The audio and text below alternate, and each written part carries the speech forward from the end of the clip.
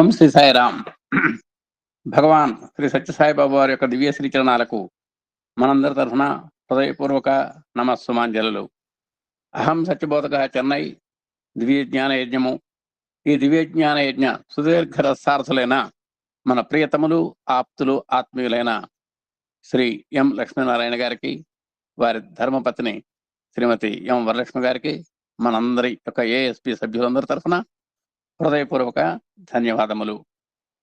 శ్రీ స్వామి యొక్క దివ్యాశీస్సులతో శ్రీ సత్యసాయి దైనందిన ఆధ్యాత్మిక సత్సంగ వేదికలో ఈరోజు జరుగుతున్నటువంటి కార్యక్రమాలు, మొట్టమొదటగా ప్రధాన ఆధ్యాత్మిక సత్సంగము శ్రీ ఎం లక్ష్మీనారాయణ గారు, అడ్మిన్, ఏఎస్బి చెన్నై. 2 సత్యము శివం సుందరం 7వ భాగము మొన్ననే మనం ఆవిష్కరించుకున్నాం. ద్వితీయ ఎపిసోడ్గా మన ఆత్మీయ సోదరమణి డాక్టర్ శంకర సరస్వతి గారు ప్రారంభిస్తారు ఈరోజు. ఆమె తదనంతరం పి కోటేశ్వరరావు, సాయిరామ్ హైదరాబాద్ వారు కొనసాగిస్తారు. చివరిలో ఎండింగ్ లో భజన్స్ ఉంటాయి. ఇది ఈనాటి యొక్క కార్యక్రమ సరళి. మనం ముందుగా మన ఆత్మీయులు, పూజ్యులైన ఎంఎల్ఎన్ గారు సార్ గారిని ప్రత్యేక ఆధ్యాత్మిక సత్సంగం ప్రారంభించవలసిందిగా సవినయ విన్నపము. ఓం శ్రీ సాయిరామ్. అందరికి సాయిరామ్ అండి. మేము ఇక్కడ అనంత మూవీ చూపిస్తున్నాం. స్క్రీన్ ఎంత బుక్ చేసుకున్నాం 600 మందికి. ప్లీజ్ సీ ఎవ్రీబడి ఇన్ ఓటీటీలో వస్తున్నాం. ఓటీటీ నాకు అది కూడా తెలియదు, ఏం పదం అంటారో మీకే తెలియదు. Have Tamil, Telugu and English version. Tomorrow we're screening big screen ఒక మాల్లో. Okay, thank you so much. ఏదో చెప్దాం అనుకున్నాను, మర్చిపోయాను. అది సార్ సార్ది Sairam sir. I will speak 2 minutes before that. నాకు ధన్వంతరి మీద ఐడియా లేదు, ఏం చెప్పాలని కూడా. నేను ఎవరిని తిరగదలుచుకోలేదు దయచేసి. I will speak 2. I had a thought at midnight yesterday. Sir. I seen some booklet. Sir. ప్రాక్టికల్గా చెప్తున్నాక నాకు ధన్వంతరి గురించి నాకు కొన్ని సత్సంగాలు తెలియదని చెప్పడంలో నేనే సిగ్గుపడాను. సార్, తెలియనట్టు ఉండాలి, తెలియనట్టు నటించకూడదు. Action is very dangerous. So luckily I had a small synopsis. So I will go through that synopsis. What is the beauty of this, one of the part of this Dhanvantari. Sir, ఎవరు చెప్పారంటే ఇప్పుడు చెప్తే బాగుండదు, ఎల్లుండి చెప్తేనే బాగుంటుంది. So I'll speak 2 minutes, then Sundari will do, then Chari Sairam will do, then remaining people. Okay sir, sure. You follow this strictly. Sure. Thank you so much, brother. Thank you, sir. Right. Continue of this Satsanga. Only we are having 2 projects are going on. నిన్ననే ప్రారంభించాము, రెండో రోజు.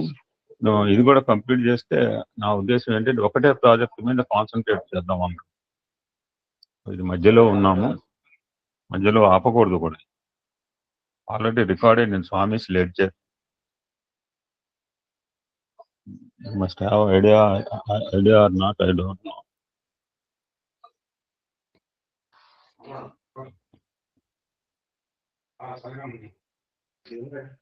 I will send you the list, Kodeswara sir. You must have the record. Okay sir, alage sir. This type 3 pages are there, sir. Okay sir. This is second page. What satsanga, when started, when ended, how many days it has taken. We will have 3 pages like this, sir. We will have total history of Aham Satyabodh. You must know it. So this is చెప్పండి sir, ఇంకేం చెప్పండి. This is the total history of Aham Satyabodh. ఎప్పుడు start అయింది, what is 100 day, what is 200 day. I will post you keep it with you. Okay sir. So this is the present project. కనపడుతుందా సత్యసాయి వాణి? అరుసి okay.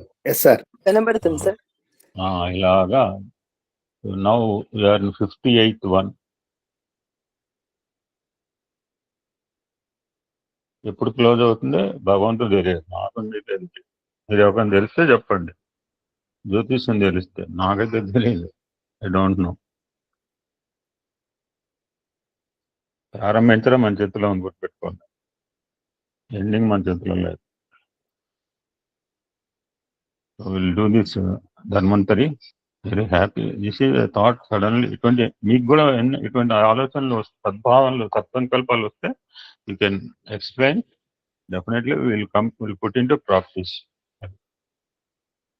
ఎవరినన్నా ఇంకా బాగా చెప్పండి, ఇప్పటికే బాగా చదువుతున్నాను అంటున్నారని నేను మానిపించిన. నిన్న సార్ కొడిసిరా sir, any new devotee want to give సత్సంగా in this new year, most welcome sir. ఇప్పుడు మాట్లాడే వ్యక్తులు కాదు, ఇప్పుడు మాట్లాడే వ్యక్తులు అసలు వద్దు. మాట్లాడని వ్యక్తుల చేత ఎవరైనా వాళ్ళకి అడగండి. అరగంట ఒక గంట అని పెట్టకండి, వాళ్ళు ఎంతసేపు చెప్తే అంతసేపు. అలాగే సార్, అలాగే. Okay, continue of the topic. You may call so many as Sadguru. You may call so many as Jagadguru. ఎందుకంటే అది ట్రెడిషన్ అనాలో. Jagadguru Shankaracharya. But truly what says Swami, a real Sadguru and real Jagadguru itself is దైవం. గురు బ్రహ్మ, గురు విష్ణు, గురుదేవ మహేశ్వర అంటే మనం ఒక రకమైన చెప్తాము, అసలు ఏంటంటే స్వామి చెప్పారు. సో జగద్గురు ఎవరు కావచ్చు, సద్గురు ఎవడంటే దైవం ఇట్ సెల్ఫ్.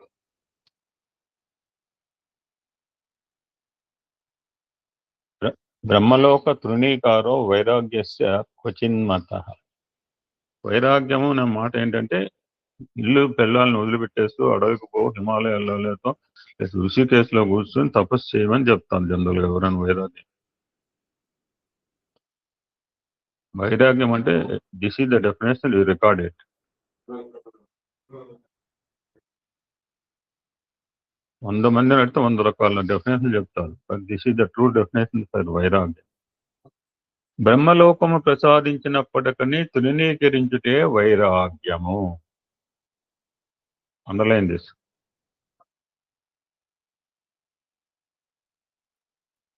పుష్ప విమానం వచ్చి నేను తీసుకుపోతే ఏమన్నాడు, రాముడి గురించి ఆగుతున్నాను, రామ దర్శనం అయిన తర్వాత నీ పుష్పక విమానం ఆగితే ఆగు, లేకపోతే దుబ్బేయమన్నాడు.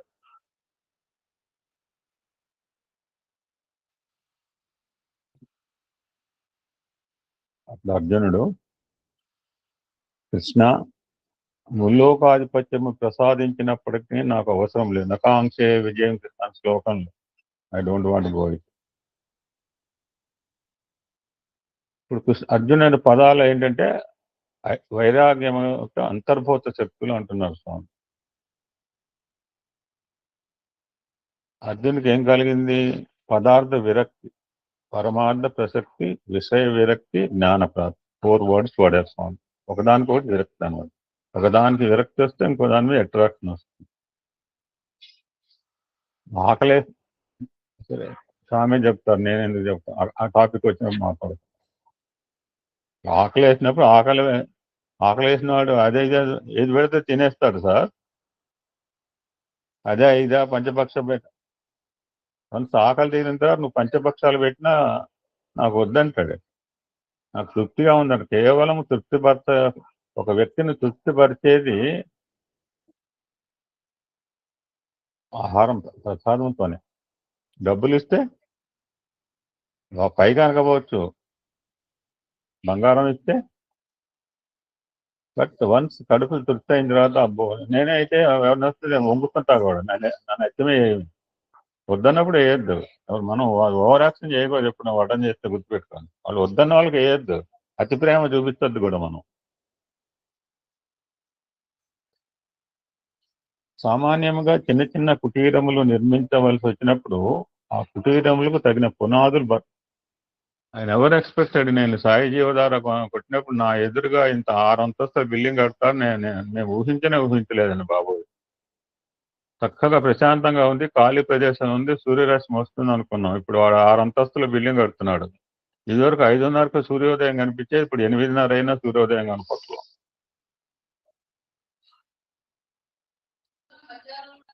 అది నెవర్ ఎక్స్పెక్టెడ్ సార్. పార్క్ వచ్చింది, హ్యాపీగా ఉన్నాం అనుకుంటే పెద్ద స్ట్రక్చర్ కడుతున్నాడు. ఇప్పుడు చెన్నైలో ఉన్నాడు, ఏం చెప్తే వాళ్ళు వీళ్ళంతా ప్రపంచంలో ఉన్నారన్నారు మా సార్, బాగా చెప్పాను.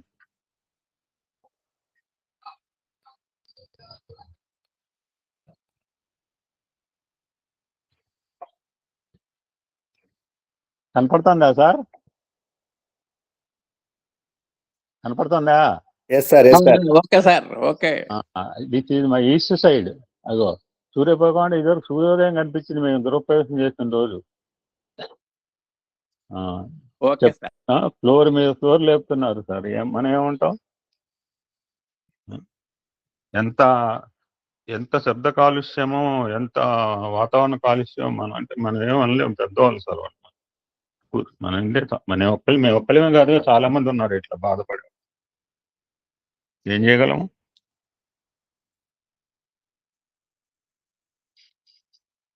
సామాన్యంగా చిన్న చిన్న కుటీరములు నిర్మించవలసి వచ్చినప్పుడు ఆ కుటీరములకు తగిన పునాదులు భద్రంగా వేస్తుంటాయి. వీడెంత భద్రంగా వేశాడో చూడండి, నేను చూశాను కూడా. భూమిలో లోక దింపాడు కందకాలం. అప్పుడే భయం వేసింది, వీడు 100 అంతస్తులు కడతాడు. ఈ అంతస్తు అయిపోతుందా అంటే పైకి మళ్ళా ఇనుప కడ్డీలు లేపుతున్నాడు పాదసారిది. పైకి ఇనుప కడ్డీలు కనపడ్డాయంటే నాకు భయం వేస్తుంది. అయ్యో, మళ్ళీ ఇంకో ఫ్లోర్ దింపుతాడు అది. అలాంటప్పుడు బ్రహ్మజ్ఞానం అనే ఇది ఒక సౌధానికి పునాదులు అతిభద్రమై ఉండాలంటున్నారు. కనుకనే ఇక్కడ వైరాగ్యమును, ఇంద్రియముల నిర్మూలనమును, ఇంద్రియ విషయం విసర్జన మూడు పదాలు వాడాడు. ప్రధానమైన లక్ష్యంగా కృష్ణుడు బోధిస్తూ వచ్చాడు. అది వైరాగ్యము, ఇంద్రియ నిర్మూలనము, ఇంద్రియ విషయముల విసర్జనం. పునాదులే భద్రంగా లేకున్నా బ్రహ్మజ్ఞానం అనే సౌధము అచిరకాలములోనే కూలిపోతుంది. మనకు రకరకాల వైరాగ్యాలు కలుగుతుంటాయి. నేను I don't want go it. అవసరం లేని మీరు చెప్పకూడదు, అందరికీ తెలిసిన ఆ వైరాగ్యాలు.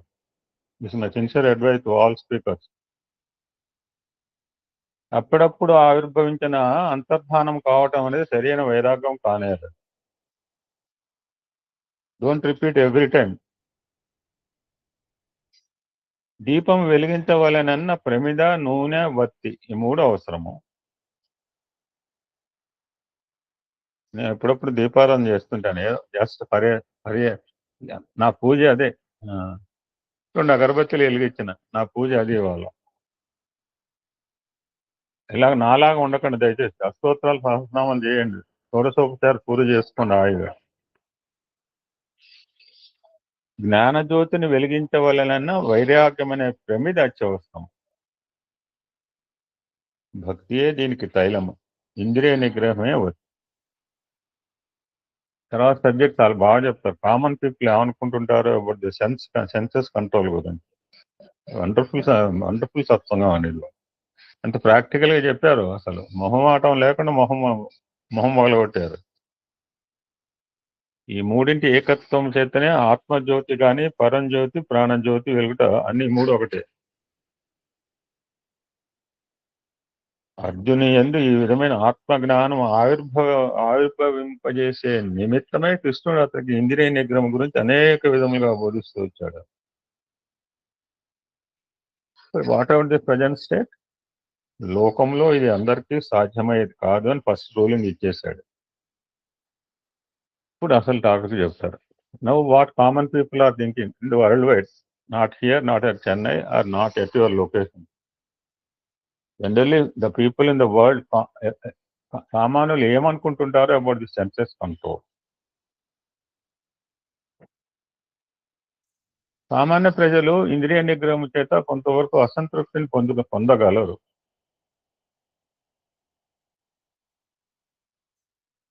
నేను ఎంఎస్ ప్రకాష్ రావు గారు చెప్పారు, బిఫోర్ సాయి కల్చర్ రాకముందు ఆ ఏరియాలో ఎలా ఉండేది. ఇప్పుడు సాంబమూర్తి చెప్పారు, అతను ఎటువంటి పరిసరాల నుంచి వచ్చాడో సాయి కుల్వంత్ హాల్లో చెప్పాడు. ఇక్కడ కాదు, నేను ఇక్కడ చెప్పడానికి నేను సంశయిస్తున్నా. సాయి కుల్వంత్ హాల్లో 3000 మంది, అతను ఎటువంటి పరిస్థితుల్లోంచి, ఎటువంటి కుటుంబం, ఎటువంటి పరిసరాల నుంచి వచ్చాడో ఖచ్చితంగా చెప్పాడు. పొద్దున్న ఎట్లా ఉంటారు, లేస్తూనే ఏం చేస్తారో కూడా. అటువంటి పరిసరాలు అనుకోండి. ఇప్పుడు what common people about thinking this senses control, ఇంద్రియ నిగ్రహం గురించి ఉపన్యాసం చెప్పామనుకోండి, ఎవరిని చెప్తుంటే మధ్యలో సగం లేచిపోతారు అక్కడి నుంచి కూడా. సామాన్య ప్రజలు తమ నిత్య జీవితంలో, నాలాంటి వాడు కూడా ఉంటాడు అందులో, సామాన్య ప్రజలు తమ నిత్య జీవితంలో ఇంద్రియముల విషయములను, విషయ భోగములను ఆనందంగా అనుభవించడం కాదు.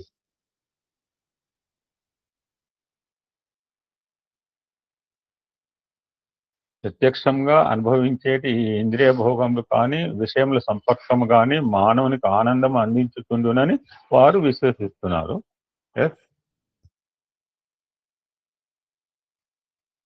ఎగ్జాంపుల్ చెప్పొద్దు అవసరం లేనప్పుడు. సత్యం శివం సుందరంలో కూడా అంతే. I'm telling the speaker, irrelevant example చెప్పకండి. ఇప్పుడు నేను చెప్పాలని చెప్పొచ్చు, మందు కొడితే ఎలా ఉంటుంది, సిగరెట్ తాగుతా, I won't tell like that. అటువంటి ప్రత్యక్షంగా పొందే ఆనందాన్ని పక్కన పెట్టి, పక్కన పెట్టడం అంటే తెగించటం ఉన్నారు, అంటే వదిలిపెట్టడం, మానవత్వమనే నిర్మూలము గావించుకున్నట్లు అవుతుందని మనకు తెలియని, మానవత్వమే నిర్మూలం గావించినట్లు they feel people like that. దేని గురించి?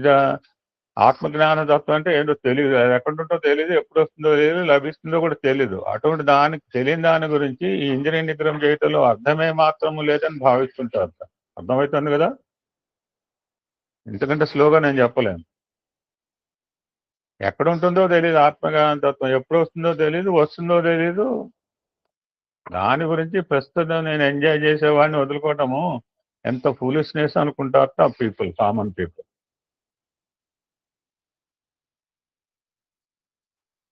ఇది ప్రత్యక్ష ప్రమాణంగా గోచరించటం లేదు.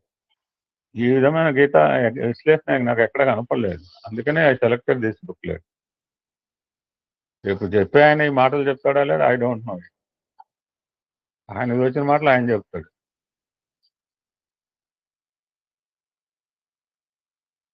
ఇది ప్రత్యక్ష ప్రమాణంగా గోచరించడం లేదు. నిన్ను వైకుంఠం తీసుకెళ్తానంటే ఏమంటారు కోటేశ్వరరావు గారు, నిన్ను కైలాసం తీసుకెళ్తానంటే ఎక్కడో ఏ ప్లేన్ ఎక్కాలి, ఎక్కడ ఏ జెట్ విమానం ఎక్కాలి అంటాడు. అంతే కదా సార్? ఎందుకంటే ప్రత్యక్ష ప్రమాణంగా గోచరించట్లేదు, గోచరించటం లేదు అది ఆత్మజ్ఞాన తత్వం అనేది. అదే ఇంద్రియ విషయానందాలు ప్రత్యక్షమైన అనుభూతులు ఉంటున్నాయి. ఇప్పుడు ఒక్కపొడి వేసుకున్నాను, చాలా హ్యాపీగా ఉంది. కాసేపు మాకు ఒక చిన్న ఇంటర్మీడియట్ లో ప్రావర్బ్ చెప్పేవారు, ఏ bird in the hand is worth two in the bush అని. దానికి 10 మార్కులు ఉండేవి. ఇప్పుడు అటువంటి ఇంగ్లీషే లేదు ఈ కలికాలంలో. గ్రామర్ అంటే తెలియదు పిల్లలకి, గ్రామర్ అంటే చెప్పరు, గ్రామర్ అవసరం లేదు. ఇది ఎక్కడ ఇంగ్లీష్ నాకు అర్థం కావాలి. మనం ఆ కాలంలో చదువుకోవటమే ఆనందంగా ఉంది కోటేశ్వరరావు గారు. ఈ కాలంలో మనం చదవలేము చదువులు. హ్యాపీగా 6 బుక్స్ 6 సబ్జెక్టులు సార్.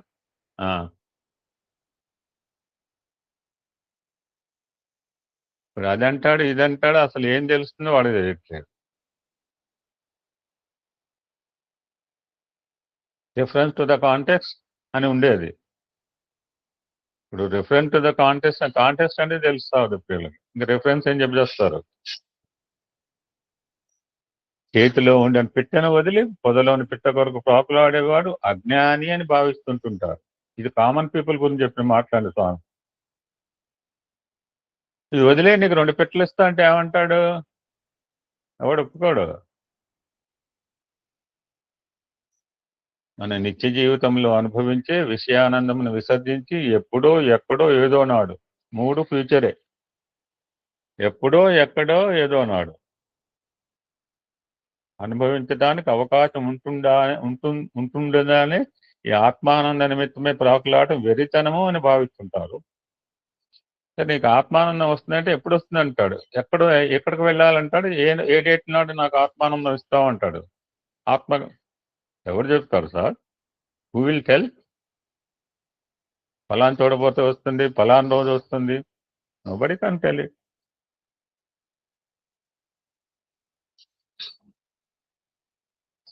భగవద్గీత బోధించే ఇంద్రియ నిగ్రహం కానీ విషయ త్యాగం కానీ సరైన మార్గములు కావు అని ప్రజలు విమర్శిస్తుంటుంటారు. సరే, నమ్మపోతే నమ్మారు, విమర్శలు మాత్రం అడిగారండి. ఈ 10 లైన్లుగా ఫీలింగ్స్ ని స్వామి ఏమంటున్నారంటే ఒక్క మాటలో కొట్టుబడేశారు. బికాజ్ ఆఫ్ ఇగ్నోరెన్స్, అమాయకత్వము అని చెప్పవచ్చు. Simple word. ఈ 15 లైన్ల సారాంశాన్ని స్వామి ఏం చెప్పారు? ఎందుకు అలా ఫీల్ అవుతుంటారంటే వాళ్ళు అమాయకులు, they are in ignorance. English ఎందుకు పడుతున్నట్టే అజ్ఞాని అని పడితే అజ్ఞానం అని పదం వాడటం కూడా నాకు ఇష్టం లేదు. అది అందుకు దట్స్ వై కొన్ని పదాలు ఇంగ్లీష్లో ఎందుకు చెప్తున్నానంటే తెలుగులో చెప్పడానికి ఇష్టం లేక.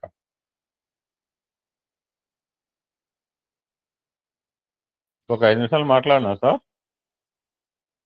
Okay sir, okay.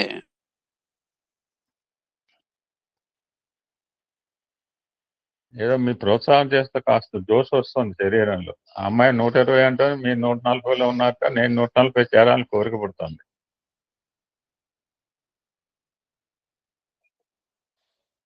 హాయ్, వచ్చేసాడు మా రిలేటివ్. హలో రవి.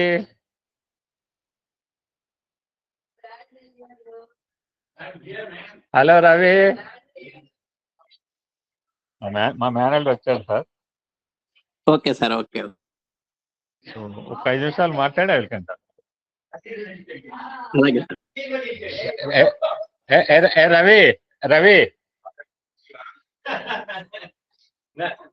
ఇగో ఓం సార్, మా మేనేజర్ సార్. సార్ మా సత్సంగా నడుస్తాను, అందరికి ఒక మాట చెప్పు. సాయిరామ్ మాట్లాడదు, ఏం కాదు. ఓకే ఓకే ఓకే, ఇస్తా.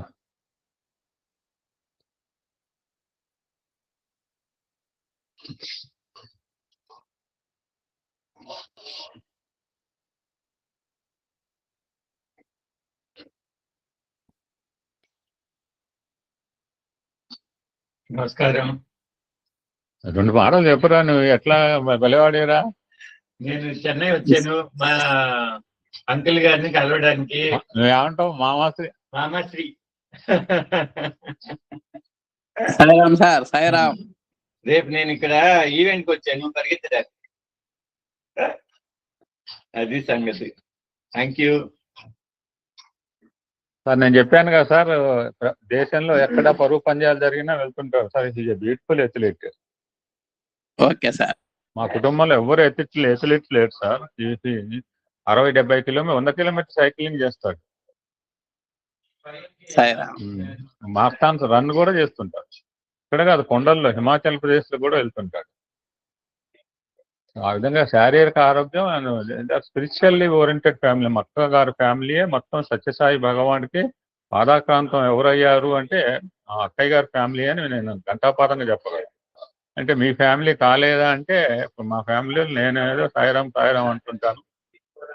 వాళ్ళ ఫ్యామిలీలో మా బావగారు, మా అక్కగారు, వాడు కొడుకులు, వాళ్ళ కొడుకులు సార్. అన్ని తరాలు వాళ్ళు. సాయిరామ్ సార్. ఇప్పుడు నేను చిన్న వీడియో పెట్టాను. మా అక్క గారి సాగర్ వాళ్ళ అబ్బాయి సార్. సాగర్ అంటే మనం రాత్రి అనుకున్నాం కదా సార్, విద్యాసాగర్ తెలుసు కదా? అవును సార్, అవునండి. విద్యాసాగర్ అబ్బాయి పేరు వివేక్. నా కళ్ళ ముందు పెరిగాడు. He's a gold medalist in Koneru Lakshmaiah college. నవ్వు అమెరికాలో ఉన్నాడు. వాడికి మా ఇంటికి వచ్చిన తర్వాత ఒక మగ శిశువు జన్మించింది. వాడు ఈ రైలు ఇంజన్లు డబ్బాలతో ఆడుకుంటే వాడికి భజన నేర్పుతున్నాడు. వాడు ఆడుకుంటాడు, వాడి చేత భజన నేర్పుతున్నాడు ఈ ఏజ్ లో. అంటే Sairam. So I will conclude in ఒక 2 minutes లో సార్. ఒక చిన్న పెట్టి చెప్పేసి ఏమనుకోకండి. అలాగే sir. Okay sir, you can do it. I will do later. Thank you. Sairam. Doctor Shankara Saraswati garu, Sairam. Om Shri Sairam. ఇప్పుడు 11:16 అయింది. 11:46కి I think I can complete కదా. ఓకే సాయిరామ్. సర్వదేవతాతీత స్వరూపులైనటువంటి భగవాన్ శ్రీ సత్యసాయి బాబా వారి దివ్య చరణారవిందములకు శిరస్సు ఉంచి నమస్కరించుకుంటూ, కార్యనిర్వాహకులు స్థాపకులు అయినటువంటి మన మల్లెల లక్ష్మీనారాయణ పుణ్య దంపతులకు వందన మందారాలు చెల్లించుకుంటూ, కార్యనిర్వాహక బృందము వివిధ కోణాల్లో వివిధ శక్తి సామర్థ్యములు కలిగిన ఆ ముగ్గురు త్రిమూర్తులకి వందన మందారాలు మరొకసారి తెలియచేసుకుంటూ, శ్రోతలకు అందరికీ కూడా ప్రేమపూర్వక హృదయపూర్వక సాయిరాం తెలియచేసుకుంటున్నానండి. నిన్నటి రోజున సత్యం శివం సుందరం 7వ భాగాన్ని మన గురు దంపతులు ఇరువురు కూడా చక్కగా మొదలు పెట్టారు. అందులో నిన్న వరలక్ష్మి గారు చాలా చాలా విషయాలు మనకి తెలియచేశారు. ఆవిడ అనుభవాలు కూడా, హాస్పిటల్లో ఆవిడ అనుభవాలు, ఆవిడ సేవలు అన్ని కూడా తెలియచేశారు. అందులో ఒక సర్వెంట్ రామయ్య సంగతి తెలియచేశారు. అదేవిధంగా అటల్ బిహారీ వాజ్పేయి గారు స్వామి దగ్గరికి వచ్చి, స్వామి నేను మీ ఇక్కడికి ఎప్పుడైనా రావచ్చునంటే స్వామి ఏమన్నారంటే చక్కగా, ఇది నా ఇల్లు కాదు బంగారు, ఇది మీ అమ్మగారి ఇల్లు. అమ్మగారింటికి ఎప్పుడైనా వెళ్ళొచ్చు, దానికి టైము ప్రయర్ ఇన్ఫర్మేషన్ ఏం అక్కర్లేదు. అదే విషయాన్ని మన పత్ని గారు తెలియజేశారు. గురువు గారింటికి, అమ్మగారింటికి, దేవాలయానికి కూడా మనం పర్మిషన్స్ తీసుకోక్కర్లేదు, వెళ్ళొచ్చు అని చెప్పి. అదే తర్వాత ఏమో ప్రశాంతి గ్రామంలో అంటే సూపర్ స్పెషాలిటీ హాస్పిటల్ గురించి తెలియచేస్తూ స్వామివారు ఆ హాస్పిటల్లో టాప్ లేనటువంటి ఒక కార్లో, గోల్ఫ్ కార్ అంటారు కదా, దాంట్లో తిరుగుతూ ఉంటారని తెలియచేశారు. అయితే ఈరోజు మరికొన్ని విషయాలు హాస్పిటల్లో స్వామివారు ఏ విధంగా తమ కరుణను వర్షింపచేశారు. నిజంగా హృదయం చలించిపోతుంది. తర్వాత స్వామి ఇది విన్న తర్వాత స్వామివారి కరుణకి అసలు అవధులు లేవా అనిపిస్తుంది అనమాట. నిజంగా అసలు అవి చదవాలి, వినాలండి. నేను చెప్పలేను, వర్ణించలేను. ఆయన కరుణామూర్తి, సముద్రకైనా హద్దు ఉంటుంది, కానీ ఆయన కరుణకి, దయకి, జాలికి, మరి ఆయన సేవకి హద్దు అనేది ఉండదు అనేటువంటి విషయం ఇప్పుడు నేను చదవబోయే విషయం తెలుసుకుంటే మనకి అర్థమైపోతుందండి. ఒక్కొక్కప్పుడు సాయిరాం పేజ్ నెంబర్ 10. ఒక్కొక్కప్పుడు ఆ రోజు క్లిష్టమైన శస్త్రచికిత్సలు నిర్వహిస్తున్న వైద్యులను ఆశీర్వదించడానికి వెళ్ళేవారు. ఇది సూపర్ స్పెషాలిటీలో స్వామివారు విజిట్ చేసినటువంటి అంశాల గురించి ఇక్కడ తెలియచేస్తున్నారు. మరికొన్నిసార్లు జాతీయ, అంతర్జాతీయ స్థాయిల్లో ప్రసిద్ధులైనటువంటి భారతీయ మరియు విదేశీయ ప్రముఖులను, ఉన్నతాధికారులను, అత్యున్నత స్థానాలను అలంకరించిన పెద్దలను స్వామివారు స్వయంగా తమ వెంట పెట్టుకొని మరీ ఆసుపత్రికి తీసుకొచ్చేవారు అనమాట. ఎందుకంటే దేశ విదేశాల నుంచి డాక్టర్లు వచ్చారు, వాళ్ళకి చూపించేవారు. తర్వాత విదేశ రాజకీయ నాయకులు కావచ్చు, ప్రముఖులు అనమాట, సైంటిస్టులు కావచ్చు, టీచర్స్ ఎవరైనా సరే, వాళ్ళకు కూడా ప్రముఖులు అనుకున్నట్టు వాళ్ళందరికీ కూడా, వాళ్ళు మన దేశం కావచ్చు, విదేశం కావచ్చు, వాళ్ళందరికీ కూడా స్వామి స్వయంగా ఆ సూపర్ స్పెషాలిటీ హాస్పిటల్కి తీసుకెళ్ళి చూపించేవారు అనమాట. ఆ ప్రముఖులకు ఆసుపత్రి అంతా తామే తిప్పి చూపిస్తూ వారికి ఆ ఆసుపత్రి విశేషాలను స్వయంగా బాబా వారే వివరించారు. ఇది అసలైన హోస్ట్ లక్షణాలండి. ఆతిథ్యం ఇచ్చేవాళ్ళు ఏంటంటే వాళ్ళనందరిని దగ్గరుండి తీసుకెళ్లి విషయాలన్నీ తెలియచేస్తారు అనమాట. హోస్ట్ ఎట్లా ఉండాలనేటువంటి విషయం కూడా మన స్వామివారి నుంచి నేర్చుకోవాలి. అదే my life is my message అంటే అదేనండి. హృద్రోగ చికిత్సా విధానాలు, హృదయ సంబంధమైనటువంటి శాస్త్రీయ విజ్ఞానం, కార్డియాలజీ అప్పుడప్పుడే భారతదేశంలో కొన్ని ప్రధాన పెద్ద నగరాల్లో మాత్రమే వ్రేళ్లూనుకోవటం ఇంకా ప్రారంభ దశలోనే ఉండగానే శ్రీ సత్యసాయి ఆసుపత్రిలో మాత్రం వివిధ అత్యంతాధునిక శస్త్రచికిత్సలు, వైద్య సేవలు అప్పటికే ఎంతో అద్భుత రీతిలో జరుగుతున్నటువంటి తీరును గురించి ఆ అతిథులకు భగవాన్ విశదముగా వివరించేవారు. అప్పుడప్పుడు అంటే 1900s మన భారతదేశంలో హృద్రోగ శస్త్రచికిత్స, కార్డియాక్ సర్జన్ అనమాట, కార్డియాలజీ, వీటి గురించి అప్పుడే డెవలప్ అవుతుంది అనమాట. అప్పుడే స్ప్రెడ్ అవుతుంది అనమాట, విస్తరిస్తుంది హాస్పిటల్. అది కూడా పెద్ద పెద్ద నగరాలు. అటువంటి సమయంలోనే మన ప్రశాంతి గ్రామంలో సత్యసాయి బాబా వారు నిర్మించబడినటువంటి సూపర్ స్పెషాలిటీలో ఈ ప్రత్యేక విభాగాలన్నీ కూడా చాలా హైయెస్ట్ లెవెల్లో ఉన్నాయన్నమాట. అత్యాధునిక యంత్ర సామాగ్రితో, అత్యాధునిక పరికరాలతో, అతి ఆధునిక నాలెడ్జ్తో కూడా ట్రీట్మెంట్ జరుగుతూ ఉండేది అనమాట. మరికొన్ని సందర్భాల్లో తమ చిరకాల భక్తులకు ఎవరికైనా శస్త్రచికిత్స జరుగుతుంటే వారిని ఆశీర్వదించడానికి ఆసుపత్రికి కూడా వెళ్ళేవారు స్వామివారు.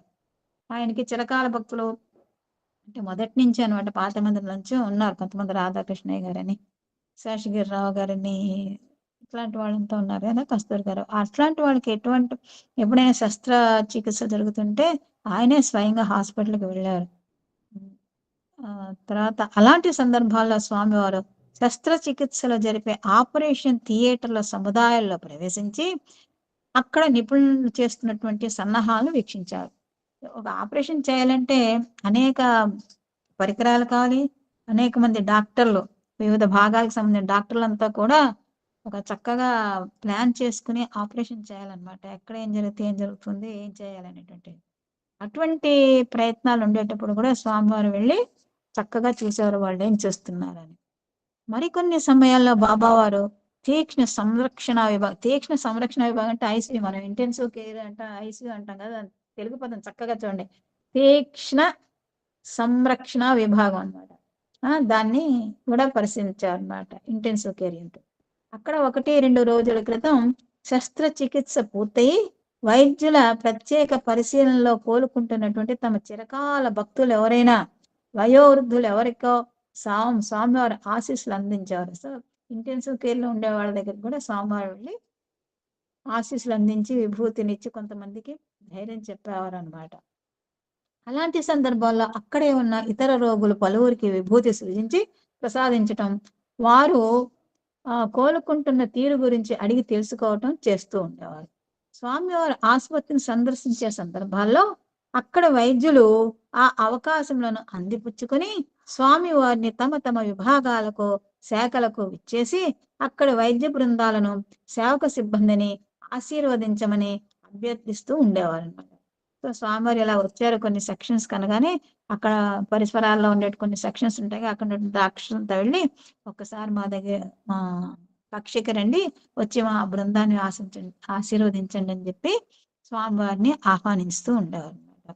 స్వామివారు ఆసుపత్రిని సందర్శించిన ప్రతిసారి కూడా అక్కడ అంతా పండుగ వాతావరణం నెలకొంటూ ఉంటుంది. అంటే మరి భగవంతుడు వస్తే పండుగ కాకేమిటండి?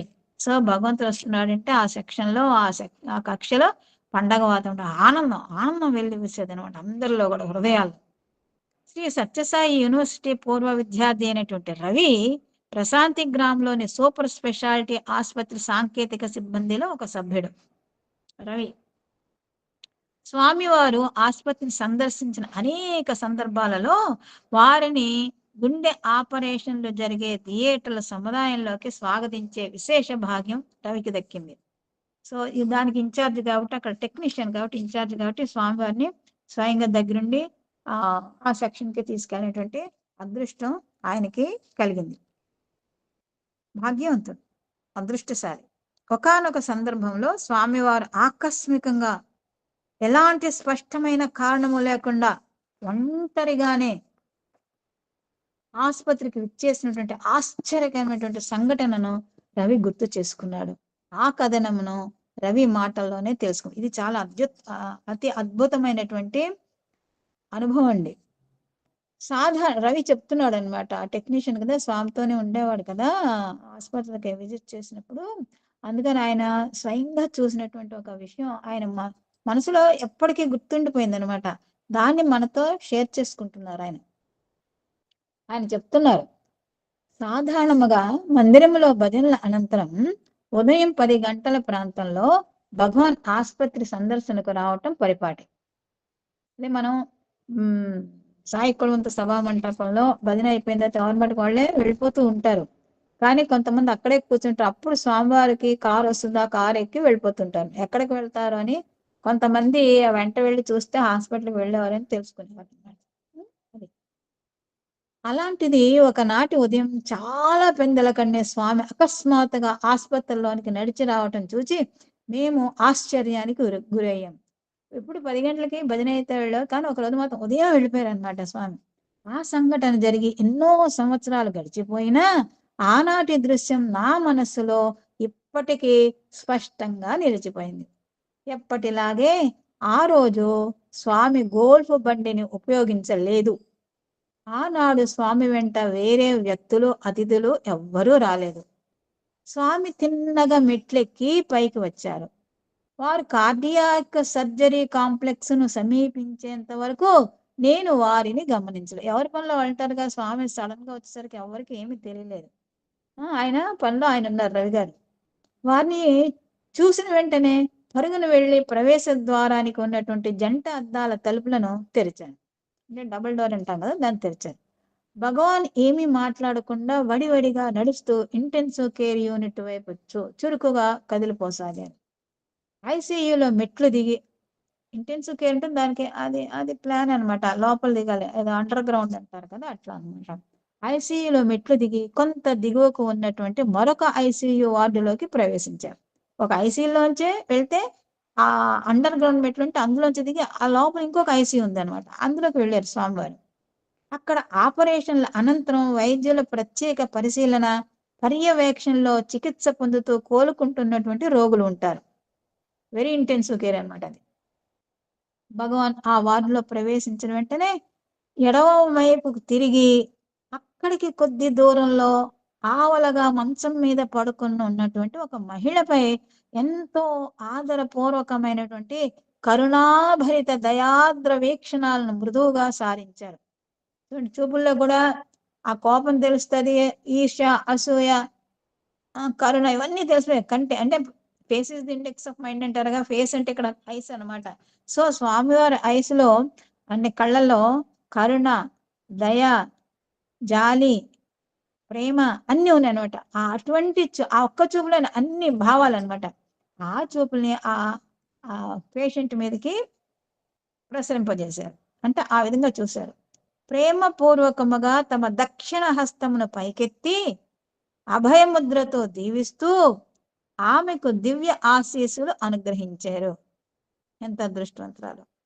ఆ క్షణములో భగవానుల దివ్య వదనం అభయ సంరక్షణను ప్రసాదించే అత్యంత కరుణాపూరిత వీక్షణాలంకృతమై అలరారుతున్నది. స్వామివారు ఆ మహిళను సమీపించి, అంటే దూరం నుంచి అభయహస్తం ఇచ్చారనమాట, ఎంతో ప్రేమగా కరుణతో ఆమె పైన ఆయన చల్లని చూపులు ప్రసరింప, దూరం నుంచే, కొంత దూరం నుంచి. ఆ తర్వాత ఆమె దగ్గరికి వెళ్ళారు. వీళ్ళు ఏం చేశారు, విభూది సృష్టించి ఆమెకు ప్రసాదించారు. అంతే, వెంటనే వెనుదిరిగి అక్కడి నుండి నిష్క్రమించారు భగవాన్. అంటే కేవలం విభూది సృష్టించడానికి, ఆమె పైన కరుణా దృష్టిలో ఆమె దృష్టిని ప్రసరింపజేయడానికి వచ్చారనమాట. కేవలం విభూతి అనకూడదు. విభూతి ఇస్ ద హైయెస్ట్ పవిత్రాతి పవిత్రమైనటువంటి ఔషధ రాజ్యము. అటువంటి విభూతిని ప్రసాదించడానికి, ఆమెపై కరుణా దృష్టి వర్షించడానికి, ఆమెకి అభయహస్తం ఇవ్వడానికి వచ్చారు. ఎవరు ఇంతగా అదృష్టవంతురాలు చూద్దాం.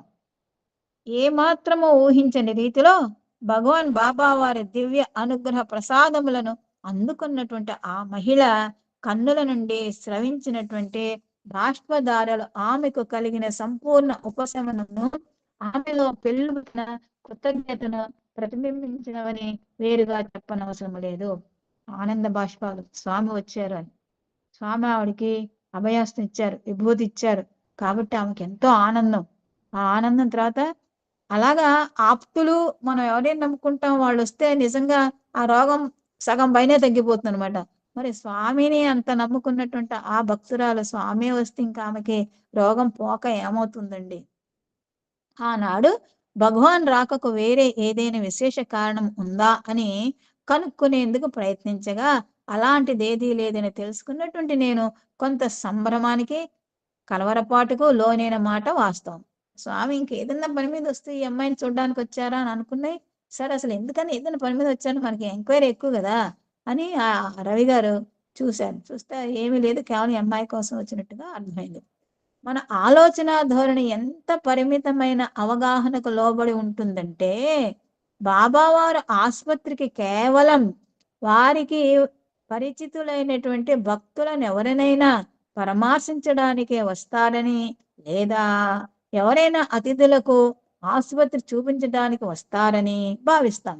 ఇది మన షార్ట్, అంటే నేరో మైండ్ అన్నమాట. కానీ స్వామి సాక్షాత్తు భగవంతుడేనని, ఈ ప్రపంచంలో వ్యధితులైనటువంటి దీనుల బాధలను, కష్టాలను ఆయనను సులభముగా కదిలించి వేస్తాయని, ఆర్తుల హృదయాంతరాళముల నుండి వెలువడే ఆక్రందనలను, ప్రార్థనలను ఆయనను తక్షణమే స్పందింపజేస్తాయని గ్రహించటంలో మనము విఫలమవుతుంటాము. చూడండి, స్వామివారు ఎవరో తెలిసిన వాళ్ళని, పెద్దవాళ్ళని, ఇంకెవరెవరినో పలుకుబడిన వాళ్ళని తీసుకొస్తారు, వాళ్ళకి అన్నీ చెప్తారని ఒక అపోహలో ఉంటారు. అదేం కాదు. ఎవరైతే హృదయపూర్వకంగా కన్నీటి ఒలికిస్తూ ప్రార్థన చేస్తారో వాళ్ళకి వెంటనే స్వామి తక్షణమే ప్రత్యక్షమై వాళ్ళకి ఉపశమనం కలిగిస్తారు. అదే కదండి ఒక ఆఫ్రికన్ స్త్రీ ఆ ఇంగ్లాండ్ లో టాయిలెట్ శుభ్రం చేస్తుంటే గీతా మోహన్ ఆ అమెరికా నుంచి వెళ్తూ అక్కడ దిగారు. సో ఆవిడ అట్లా అవుట్లెట్ దగ్గరికి వెళ్ళేసరికి ఆవిడని చూసి ఆ ఆఫ్రికన్ అడిగింది, మీరు ఇండియన్ అని అడిగింది. అవునన్నది. మీకు సాయిబాబా తెలుసు అన్నది. అప్పుడు ఆమె వచ్చిందంట ఒక కళ ఆవిడకి. ఆవిడ పాప చాలా తీవ్రమైన క్యాన్సర్తో బాధపడుతుంది. ఆవిడ క్రిస్టియన్. జీసస్ను ప్రార్థన చేస్తుంటే కళ్ళలో 3 రోజులు వరుసగా స్వామివారు కనిపించి, నీ అమ్మాయికి తగ్గిపోతుంది, ఇండియా నుంచి ఒక లేడీ వస్తుంది, ఆ లేడీ దగ్గర విభూతి తీసుకో అని చెప్పారని ఆమె చెప్పింది. చెప్తే అప్పుడు ఈమె గీతామోహన్ ఆ పర్సన్, నేను టూకీగా చెప్పేస్తున్నా, పర్సన్తో వెతికింది. కానీ అందులో విభూతి పెట్టినట్టు మర్చిపోయింది. యాక్చువల్గా వాళ్ళ హస్బెండ్కి స్వామి ఇచ్చిన విభూతి అనమాట. వాళ్ళ హస్బెండ్కి ఇద్దాం అనుకుంది బర్త్డేకి, కానీ మర్చిపోయింది. తర్వాత వెతికినా కానీ దొరకలేదు ఇద్దాం అనుకుంటే. కానీ ఎప్పుడైతే ఈ అమ్మాయి గురించి వెతికింది వెంటనే ఆ విభూతి పట్లం దొరికింది అనమాట. అప్పుడు ఈ విభూతే, దీన్ని విభూతి అంటారు, యాక్షన్ అన్నది. ఈ విభూతిని నీళ్ళలో కలిపి మీ అమ్మాయికి అంటే స్వామి చెప్పారనమాట అట్లా తాగమని, ఇస్తానని చెప్పి తీసుకుంది అనమాట. ఎంతో ఆనందపడింది. తర్వాత ఈ అమ్మాయి ఎవరో గీత ఎప్పుడు కూడా జూన్లోనో జూలైలోనో స్వామి దగ్గరికి వచ్చి దర్శనం చేసుకుంటుంది. అప్పుడు స్వామి చెప్పారు, నువ్వు ఇచ్చిన విభూతికి ఆ అమ్మాయి క్యాన్సర్ తగ్గిపోయింది అని, అమ్మాయి ఇప్పుడు బాగుంది అని చెప్పారనమాట. ఈ విధంగా స్వామివారి కరుణకి అంతా ఇంత ఉండదండి. ఆయన కల్లో ఎక్కడ ఆఫ్రికన్ లేడీ, ఎక్కడ ఇంగ్లాండ్, గీతామోహన్ అమెరికా నుంచి అక్కడికి వెళ్ళడం ఏమిటి, అక్కడ అవసరం వచ్చి రావడం ఏమిటి, ఆవిడ వెళ్ళడం ఏంటి, ఈవిడ అడగడం ఏమిటి, ఇవన్నీ మనం కాకతాళి అనుకుంటాం కానీ కాకతాళి కానే కాదు. ఇవన్నీ కూడా Swami plan, Swami step by step arrange చేస్తుంటారు. ఇదంతా కూడా వారి కరుణకు తార్కాణం అనమాట. అదే విధంగా ఈ అదృష్టవంతురాల దగ్గరికి స్వామి వెళ్ళారన్నమాట. వాస్తవముగా ఆయన నిర్బలులకు బలముగా నిలిచే ప్రభు. అదే మనం భజన పాట నిర్బలకే బలరాం అని ఒక భజన గీత ఉంది కదా. ఎవరైతే నిర్బలంగా ఉంటారో, బలం అంటే శారీరక కాదు, ఆత్మబలం క్షీణించిపోయి, ఈవెన్ శరీర బలం కూడా, మనోబలం క్షీణించిపోయినప్పుడు, హే రామ్, హే సాయి, నువ్వు తప్ప నాకు ఎవ్వరు లేరు, అన్యదా శరణం నాస్తి త్వమేవ శరణం మమ తస్మాత్ కారుణ్యభావైన రక్ష సాయీశ్వర అని మనస్ఫూర్తిగా వారి పాదాలు పట్టుకుని ఎప్పుడైతే మనం ప్రార్థన చేస్తామో వెంటనే మన ప్రక్కన నిలబడి మన ఆ బాధని ఉపశమింపజేస్తారు. అది చాలా మంది భక్తుల యొక్క అనుభవమే. అదే ఈ స్త్రీ యొక్క అనుభవం కూడా. ఆనాటి ఉదయం భగవాన్లు ఆశీర్వదించినటువంటి ఆ యువతి పేరు లక్ష్మి. ఆమె పుట్టపర్తి సమీప గ్రామ నివాసిని. బ్రతుకు తెరువు కోసం రోజు కూలీ పని చేసేటువంటి శ్రామికురాలు. చూడండి ఆమె డైలీ వేజ్ ఎర్నర్ అన్నమాట. ఆమెకు బాధిస్తున్న వ్యాధి రుమాటిక్ హార్ట్ డిసీజ్. ఆ జబ్బు మొదట అంటువ్యాధిగా గొంతుకు సోకి క్రమేపీ మోకాలి నొప్పులకు, ఇతర కీళ్ళ నొప్పులకు దారితీస్తుంది. అంత భయంకరమైన వ్యాధి అనమాట. తర్వాత అది గుండెలోని కవాటాలను బలహీనపరుస్తుంది. గుండెలో ఎడమ భాగంలోని ఎట్రియం ప్రాంగణం నుండి ఎడమ జఠరికగా జరిగేటువంటి రక్త ప్రవాహాన్ని నియంత్రించే కీలకమైన మెట్రల్ కవాటం కుంచుకుపోయి పూర్తిగా మూసుకుపోయేలా చేసేస్తుంది. అంత భయంకరమైన వ్యాధి రుమాటిక్ గుండె జబ్బు అదనమాట. అందువల్ల ఎడమ ఎట్రియం నుండి ఎడమ జఠరికకు రక్తం ప్రవహించదు. శరీరంలోని అన్ని భాగాలకు రక్త ప్రసరణ చేసేది ఎడమ జఠరిక మాత్రమే. మెట్రల్ కవాటం మూసుకుపోవటం వల్ల ఎడమ జఠరికకు రక్తం సరిగ్గా అందదు. ఇదంతా సైన్స్ చదువుకున్న వాళ్ళకి బాగా అర్థమవుతుందండి. అందువలన శరీరంలోని ఇతర భాగాలకు రక్త ప్రసరణ జరగదు. లక్ష్మిని పీడిస్తున్నటువంటి తీవ్ర వ్యాధి ఇది అనమాట. దానికి తోడు ఆమె తన జీవితంలో, ఇది మరీ ప్యాథెటిక్ అండి, తన జీవితంలో మొదటిసారిగా గర్భవతి అయింది. ఆ వ్యాధి వలన రక్త ప్రసారం అందక ఆమె గర్భస్థ శిశువు బ్రతికే అవకాశాలు శూన్యమైపోయాయి. ముందు జాగ్రత్త చర్యగా ఆమె ప్రాణాలని రక్షించటానికి ఆమె గుండెకు అత్యవసర శస్త్రచికిత్స చేయవలసి వచ్చింది. ఈ శస్త్రచికిత్స ద్వారా వైద్యులు ఆమె గుండెలోని కవాటమును తెరిచి శరీరంలో రక్త ప్రసరణను పునరుద్ధరింపజేసి తద్వారా ఆమె ఊపిరితిత్తులపై గల తీవ్ర ఒత్తిడి నుండి ఉపశమనము కలిగించారు. కానీ అప్పటికే రక్త ప్రసారం అందక ఆమె గర్భంలో పిండ దశలో ఉన్నటువంటి శిశువు మాత్రం దక్కలేదు. తర్వాత గైనకాలజిస్ట్ మరొక శస్త్రచికిత్స జరిపి ఆమె గర్భంలోని పిండాన్ని తొలగించారు. ఇప్పుడు శస్త్రచికిత్సపై ఇంకో శస్త్రచికిత్స ఆపరేషన్ మీద ఆపరేషన్ జరిగింది. ఎంత బాధాకరమో చూడండి. ఒకే టైంలో అన్నమాట. ఇక్కడ మనము ఒక్క క్షణం ఆగి ఆ పేద యువతి ఆ సమయంలో అనుభవిస్తున్నటువంటి తీవ్ర శారీరక బాధ, శారీరక బాధ అంటే 2 ఆపరేషన్లు, మానసిక వ్యధ, లేక లేక గర్భం వచ్చింది, ఆ గర్భం కూడా నిలబడకుండా పోయిందనమాట. ఆ వ్యధలను ఊహించే ప్రయత్నం చేద్దాము. భగవాన్ బాబా వారి ఆసుపత్రి ఆ యువతి ప్రాణాన్ని కాపాడినదన్న విషయం నిస్సందేహంగా వాస్తవమే. వైద్య బృందాలు ఆమె గుండె కవాటాన్ని సరిచేయటానికి అవసరమైనదంతా చేసిన మాట కూడా నిజమే. కానీ ఆమె హృదయ వేదనను ఆమె హృదయ నివాసి అయినటువంటి భగవాన్ తప్ప వేరెవరు గ్రహించగలరు? శరీర బాధను అయితే మనం చూస్తాము, ఏదో చేస్తాము, ఉపశమనం కలిగిస్తాం. కానీ మనోవ్యాధ అర్థమయ్యేది ఒక్క పరమాత్ముడికి తప్ప ఎవ్వరికి అర్థం కాదు. ఆమె మనోవ్యాధను అర్థం చేసుకున్నటువంటి బాబా నడుచుకుంటూ ఉదయాన్నే ఆమె దగ్గరికి వచ్చి ఆమెకి ఉపశమనం కల్పించారు. ఎంత భక్తురాలో, ఎంత అదృష్టవంతురాలో, ఎంత కరుణామయుడ భగవాన్ సత్యసాయి, కరుణాసముద్రుడు. జంట ఆపరేషన్ల గాయాల బాధ, వైద్యుల కత్తులతో కడుపు కోత, మత్తుమందు ప్రభావంతో కలిగినటువంటి వికారము, వ్యాధి బాధలతో, శస్త్రచికిత్సలతో చిక్కి శరీరమై సృష్టించినటువంటి శరీర దౌర్బల్యం, ఇవన్నీ ఒక ఎత్తు కాగా అగమ్య గోచరమైనటువంటి భవిష్య జీతం గురించినటువంటి భయం. ఆమె రోజు కూలి కాబట్టి ఇన్ని రోగాలతో, ఇన్ని ఆపరేషన్తో శరీరం ఈ విధంగా శుష్కించిపోయి ఇలాగైపోతే ముందు ముందు అసలు ఆమెను ఎవరు చూస్తారో, ఎట్లా సర్వైవ్ అవుతుంది, ఇవన్నీ భయాలన్నమాట.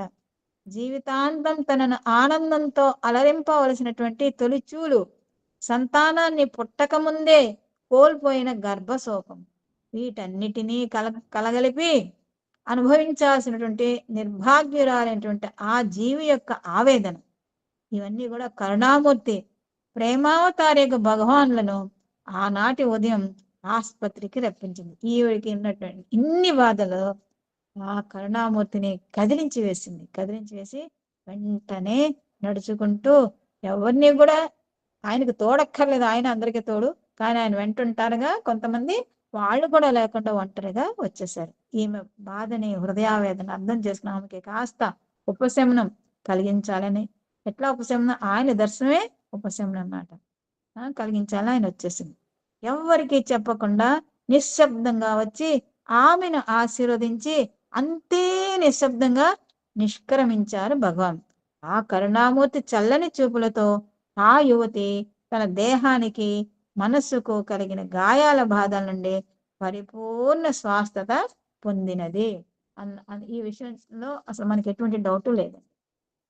భగవాన్ భౌతిక రూపం కంటే వారి కరుణ వేగంగా ప్రయాణిస్తుంది. పలు సమయాల్లో ఆయన భౌతికంగా వెళ్ళని ప్రదేశాలను సైతము వారి కరుణ చేరుకుంటుంది. ఇందాక మనం చెప్పుకున్నాం కదా, అట్లా ఎన్నో విషయాలండి. పూర్ణావతారుని విశేష అనుగ్రహ శక్తి అలాంటిది. వారు అహేతుక కరుణాసింధు. అహేతుక అంటే అసలు కారణం లేదు, ప్రధానికి ఏదో కారణం ఉంటుంది, ఏ పని చేయాలని, ఏ కార్యం. కానీ ఈయన మాత్రం ఎటువంటి హేతువు లేని కరుణాసింధు. కరుణకు సముద్రం కన్నా కాస్త లిమిట్స్ ఉంటాయి, చెల్లెలు కట్టు ఉంటుంది కదా, దాటి రాదు. కానీ భగవాన్ ఆ సముద్రానికన్నా విశాలము, ఎక్కడికంటే అక్కడికి వెళ్ళిపోతాడు. ఆయనకి ఎటువంటి నిర్బంధము, పరిమితులు ఏమి ఉండవనట. కాబట్టి ఆయన అహేతుక కరుణాసింధు. ఇంకా మించిన పదం ఉంటే అది పెట్టుకుంటే బాగుంటుందేమో అనిపిస్తుంది నాకు. ఎవరి మీదైనా తమ కృపా అనుగ్రహాలను కురిపించటానికి ఎలాంటి కారణముతో నిమిత్తము లేదు ఆయనకు. కానీ నిజాయితీతో, ముఖ్యంగా నిస్వార్థంగా, నిండు హృదయం నుండి వెలువడే మనఃపూర్వక ప్రార్థన ఒకటి భగవాన్ల కరుణను తక్షణమే ఏ విధంగా ఆకర్షించిందో వెల్లడి చేసే తమ స్వీయ అనుభవాన్ని రవి ఇలా తెలియజేస్తున్నారు. మరొక అనుభవాన్ని ఆయన మనకి తెలియజేస్తున్నారనమాట. సాయిరామ్. ఇంకా 3 minutes ఉంది. సాయిరామ్. హృద్రోగాలకు శస్త్రచికిత్సలు చేసే ఆపరేషన్ థియేటర్లలోనూ, ICU విభాగాల్లోనూ సేవా విధులు నిర్వర్తించే వైద్యులు, నర్సులు, సాంకేతిక సిబ్బంది బృందాలు ఎంతో అంకిత భావంతో గొప్ప కృషి చేసి చెడిపోయిన గుండెలను శస్త్రచికిత్సల ద్వారా సరిచేసి రోగుల ప్రాణాలు కాపాడటం నేను స్వయంగా ప్రత్యక్షంగా చూసి ఉన్నాను. ఇదంతా రవి చెప్తున్నాడు. అత్యంత సాధారణమైనటువంటి తేలికపాటి గుండె ఆపరేషన్ల విజయానికైనా సరే ఆయుపట్టుగా కీలక కారణంగా నిలిచేది మాత్రం సుశిక్షితులు, అత్యంత నిపుణులు అగునటువంటి వైద్య సాంకేతిక బృందాలలోని సభ్యులందరూ సంపూర్ణంగా నిరంతర జాగరూకతతో మాత్రం ఏమరిపాటు లేకుండా చురుకుగా కలిసికట్టుగా నిర్విరామంగా సల్పే కృషియే జబ్బు బాగా ముదిరిపోయిన, ముఖ్యంగా పౌష్టికాహార లోపంతో బాధపడే రోగులకు లేక గుండెలో ఏర్పడినటువంటి లోపాల కారణంగా ఊపిరితిత్తులు తీవ్రంగా చెడిపోయిన రోగులకు సర్జన్లు చేసిన అత్యుత్తమ ప్రయత్నాలు సైతం విఫలమైనటువంటి సందర్భాలు ఉన్నాయి. ఇంతమంది ఇంత కలిసికట్టి చేసినా గానీ కొన్ని సమయాల్లో విఫలమైపోతాయి. కారణం మనకి తెలీదు, కారణం భగవంతుడికే తెలుసు. మనం చేసామనుకుంటాం కానీ మనం చేయడం కాదు, ఆ స్వామి దగ్గరుండి చేస్తారు, ఆయనే చేస్తారు. అయితే ఇంకా ముందుకు వెళ్దాం. ఒక రోజున దూర ప్రాంతంలోని ఒక పట్టణం నుండి వచ్చినటువంటి మధ్య వయస్కుడైనటువంటి రోగి ఒకరికి గుండెలోని కవాటాన్ని తొలగించి దాని స్థానంలో మరొక కవాటాన్ని అమర్చే శస్త్రచికిత్స జరుగుతున్నటువంటి సమయంలో నేను అక్కడే ఉండి పరిశీలింపసాగాను. రవి అటువంటి ఆపరేషన్ చేసేటప్పుడు గుండెకు తాత్కాలికంగా విశ్రాంతినిచ్చి దాని స్థానంలో గుండె నుండి ఊపిరితిత్తులకు, శరీరంలోకి తక్కిన భాగాలకు రక్తాన్ని సరఫరా చేసేందుకు హార్ట్ లంగ్ మెషిన్ ఉపయోగిస్తారు. గుండెకు కూడా విశ్రాంతి అనమాట ఇవ్వాలి కదా, ఇచ్చారు. గుండెకు విశ్రాంతి అంతే సంగతులు, కానీ ఇక్కడ హాస్పిటల్ ఆ గుండెకి విశ్రాంతి ఇచ్చి హార్ట్ లంగ్ మెషిన్ అమర్చించారు అనమాట. ఆపరేషన్ పూర్తయిన తర్వాత ఆ మెషిన్ తొలగించి గుండెను పూర్వపు యథాస్థితికి పునరుద్ధరించి మరలా సహజంగా రక్తాన్ని ప్రసారం చేయనట్లు ఏర్పాటు చేస్తారు. ఆ రోజున ఆ రోగికి ఆపరేషన్ పూర్తయిన తర్వాత కూడా గుండె తిరిగి సహజంగా రక్త ప్రసరణ చేయలేకపోవడంతో వైద్య బృందం వారికి కాసేపటి వరకు హార్ట్ లంగ్ మెషిన్ ను తొలగించడం సాధ్యం కాలేదు. జనరల్ గా ఈ ఆపరేషన్ అయిపోయిన తర్వాత ఆ మెషిన్ తీసేస్తారు, కానీ ఇప్పుడు పాపం ఆయనకి ఆ రోగికి ఆ రక్త ప్రసరణ వాళ్ళు సెట్ చేసినా కానీ అవ్వట్లేదు గుండె, అందువల్ల మళ్ళీ మెషిన్ అట్లాగే ఉంచేశారు. కొన్నిసార్లు అటువంటి పరిస్థితులు ఉత్పన్నం అవటం జరుగుతూనే ఉంటుంది. అటువంటప్పుడు వైద్యులు కొన్ని మందుల సహాయంతో క్రమక్రమంగా గుండె మళ్ళీ యథాప్రకారం పనిచేయటం ఆరంభించేంత వరకు వరుసగా తమ ప్రయత్నాలు కొనసాగిస్తూనే ఉండటం సాధారణమే. కానీ ఆ రోజున ఆరోగ్య విషయంలో మాత్రం వైద్యులు ఎన్నిసార్లు ప్రయత్నించినా గుండెని యథాప్రకారం పనిచేయించడం వారికి సాధ్యం కాలేదు. ఆ విధముగా చాలాసేపు గడిచింది. రోగి రక్తపోటు, గుండె కొట్టుకోవటం క్రమంగా దిగజారిపోసాగాయి. అందువలన రోగిని మరలా గుండె కృత్రిమంగా పనిచేసే బైపాస్ వ్యవస్థలో ఉండాల్సినటువంటి పరిస్థితి ఏర్పడింది. అలాంటి సందర్భాల్లో సాధారణంగా కార్డియాక్ సర్జన్లు తీసుకునే అత్యయిక చర్యలు అనుసరించవలసిన వివిధ పద్ధతులు అవలంబించిన ఆ రోగి గుండె రక్తాన్ని అందుకునేటువంటి స్థితిలో గాని రక్త ప్రసారం చేసే స్థితిలో గాని లేదు. అలాంటి పరిస్థితుల్లో ఒక కార్డియాలజిస్టును పిలిపించారు. ఆయన చాలా జాగ్రత్తగా అంతా పరిశీలించి ఎంతో శ్రమపడి అనేక పరీక్షలు చేసి ఆ రోగికి అప్పుడే కొత్తగా అమర్చినటువంటి కృత్రిమ కవాటం సమర్థవంతంగా పనిచేస్తోందని తేల్చి చెప్పారు. అది విన్నటువంటి వైద్య బృందం ఆశ్చర్యపోయారు. ఇంకా ఆ రోగి విషయంలో ఎలా ముందుకు సాగాలో తెలియక కలవరపాటుతో తిక్కమక పడసాగారు. గుండె ఆగిపోయినట్లు కనబడుతోంది. పరిస్థితి ఆందోళనకరంగా ఉంది. అప్పటికి మధ్యాహ్నం చాలా పొద్దుపోయింది. అలాంటి సమయంలో నేను కొద్దిసేపు ఆ ఆపరేషన్ థియేటర్ల సముదాయాన్ని వదిలి బయటికి వెళ్లాల్సి వచ్చింది. బయట వరండాలో నడుస్తుండగా అప్పటి వరకు మేము పాటించకుండా ఉండిపోయినటువంటి ఒక తరుణోపాయం నా మనస్సులకు తట్టింది. దానికి ఏ వస్తు పదార్థాలతోనూ ఏ వ్యయంతోనూ పని లేదు. అదేనండి భగవాన్ బాబా వారి సహాయంను కోరుతూ వారి శరణను వేడుతూ మనఃపూర్వకంగా ప్రార్థించడం. చూడండి ప్రార్థన సాయిరామ్ చేయడానికి అయ్యా, కారణం. సాయిరామ్. సాయిరామ్ అయ్యా. ఆపేమంటారా? సాయిరామ్ అండి. ఓం శ్రీ సాయిరామ్. ఇటువంటి అద్భుత అవకాశం ప్రసాదించినటువంటి స్వామి వారికి, మన పుణ్య గురు దంపతులకు, మన నిర్వాహక బృందం, మన కోటేశ్వరరావు మాస్టర్ గారు అందరికీ కూడా కృతజ్ఞత తెలియజేసుకుంటూ శ్రోతలకు అందరికీ కూడా కృతజ్ఞతలు. సాయిరామ్ అండి. సాయిరామ్.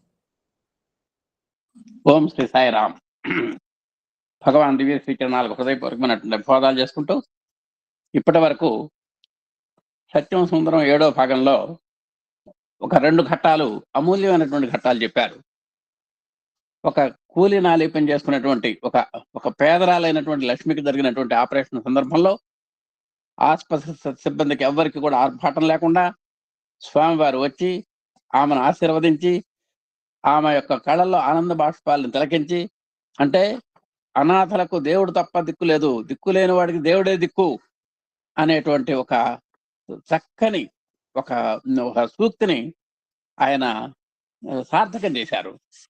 ఆ తర్వాత మళ్ళా ఒక మధ్య వయస్కులైనటువంటి వాడికి జరిగినటువంటి, అంటే స్టెంట్ అంటాము ఇట్లాంటి పరిభాషల్లో, గుండె కవాటాన్ని మార్చేటువంటి సందర్భంలో కూడా అది హార్ట్ లంగ్ మెషిన్స్ పెట్టడం, వీళ్ళు ఆశించినటువంటి ఫలితాలు లేకపోవటం, ఆ తర్వాత మళ్ళీ ప్రఖ్యాతమైనటువంటి కార్డియాలజిస్ట్ని మళ్ళీ సంప్రదించడం, ఆయన యథావిధిగా పనిచేస్తోందని అంటాం, ఇవన్నీ కూడా ఇప్పుడు మనకు చెప్పారు.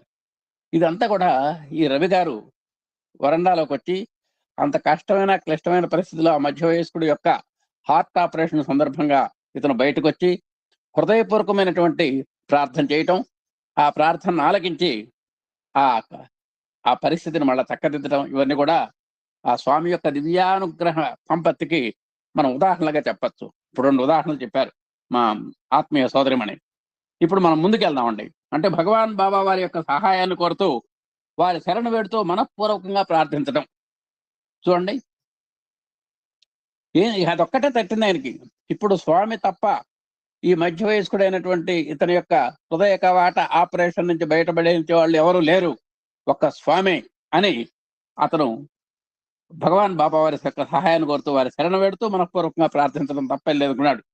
పరిస్థితి ఎంతటి గంభీరంగా, అంతటి ఆందోళనకరంగా ఉందో కళ్ళ ముందు కదలాడుతుండగా నేను స్వామివారిని ప్రార్థించాలని తక్షణమే నిర్ణయించుకొని, ఇదంతా కూడా రవి గారు చెబుతున్నారండి. ఇవి సూపర్ స్పెషాలిటీస్ హాస్పిటల్లో సాంకేతిక నిర్వహణ సిబ్బందిలో ఈయన అగ్రగామి రవి గారు ఆయన చెబుతున్నాడు. అలాంటి మధ్య వయస్కుల యొక్క హృదయ కవాటం హార్ట్ లంగ్ మిషన్ ద్వారా మనం చేస్తున్నటువంటి సందర్భంలో చాలా కష్టమైన క్లిష్టమైన పరిస్థితిని ఎదుర్కొనేటువంటి స్థితి వచ్చినప్పుడు ఇతను దాన్ని చూడలేక పరిస్థితిని అతను ప్రార్థించాలని అనుకొని వసారాలో నిలబడి ఉన్నటువంటి మనస్సులో సాయి ప్రభువుని యొక్క సహాయం కోసం ప్రార్థించాడు. ఆర్తితో మనస్ఫూర్తిగా చేసినటువంటి ఆ ప్రార్థన యొక్క ప్రభావంతో నాలో అమితమైనటువంటి ఉపశమనం కలిగింది. ముందర ఆ ప్రార్థన యొక్క ఫలం వెంటనే అతని యొక్క అనుభూతి కలిగింది. అంటే తన ప్రార్థన సఫలమవుతోందేమో అనేటువంటి ఒక అజ్ఞాతమైనటువంటి మనోభావ సూచిక అతనికి ఆ ఉపశమనం కలిగించింది అన్న. అలదడిగా ఉన్నటువంటి నా మనస్సు ప్రశాంతంతో నిండిపోయి ఉత్సాహంతో తేలికపడింది. ముందర ఈయన ఊరటపడ్డాడు. ఇందాక ఆపరేషన్ థియేటర్లో అంత కంగారు పడినటువంటి రవి ఇప్పుడు ప్రార్థన అనంతరం ఆ దివ్య కరుణామూర్తి యొక్క అనుగ్రహ వృష్టితో అతని మనస్సు కుదుటపడింది, ప్రశాంతపడింది. ఇది మనకు దేనికి సూచిక? ఆ ఆపరేషన్ మరి అలాంటి గడ్డు పరిస్థితి నుంచి తొలగపోతోంది అనేటువంటి దానికి సూచిక అన్నమాట ఇది. కొద్ది నిమిషాల తర్వాత నేను ఆపరేషన్ థియేటర్లకు ప్రవేశించా. అప్పుడే ఆపరేషన్ ఇంకా జరుగుతూనే ఉంది. ఇంకా రోగి శరీరంలోని వివిధ ప్రాణాధార ప్రక్రియల చిహ్నాలను సూచించేటువంటి తెరవైపు చూశాను. అంటే ఆ ఆపరేషన్ మొత్తాన్ని కూడా దృశ్యీకరణ చేస్తున్నారు. అంటే అక్కడ తెర మీద కనబడుతోంది ఏ భాగం ఎట్లా కొట్టుకుంటోంది, ఏది జరుగుతోంది, డాక్టర్లు ఏం చేస్తున్నారు. ఇదంతా కూడా ఆ హార్ట్ ఆపరేషన్ అంతా కూడా ఒక సినిమా తెరలాగా మనకు అక్కడ కనబడుతోంది. ఒక టీవీ తెర మీద హార్ట్ లంగ్ మిషన్ ని ఆఫ్ చేయబడి ఉంది. అప్పటిదాకా హార్ట్ లంగ్ మిషన్ పనిచేస్తోంది. దేనికని? ఇతని యొక్క ఆపరేషన్ యొక్క రీత్యా గుండెకి కాస్త విశ్రాంతి ఇచ్చేటువంటి నిమిషం ఆ హార్ట్ లంగ్ మిషన్ పెట్టారు. గదిలోని ప్రతి ఒక్కరు కూడా ఏమాత్రము ఉత్కంఠ లేకుండా నెమ్మదితో ఉన్నట్లు కనిపించారు. అప్పటిదాకా చాలా కంగారు పడుతున్నారు డాక్టర్స్ అంతా కూడా. కానీ వాళ్ళలో కూడా ఏదో ప్రశాంతత కనబడింది. రోగి రక్తపోటు గణనీయంగా మెరుగై స్థిరంగా ఉంది. ఇందాక డౌన్ అయిపోయింది రక్తపోటు.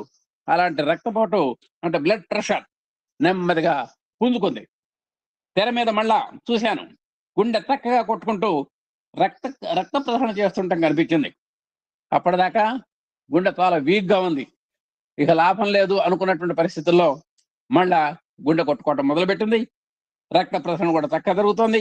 ఆపరేషన్ చేస్తున్నటువంటి సర్జన్ గారు కూడా చాలా శాంతంగా కుదురుకొని ఉన్నట్లుగా, అదేదో రోజువారీ పరిపాటి పని అయినట్లు తమ పని తాము చేసుకుంటున్నారు.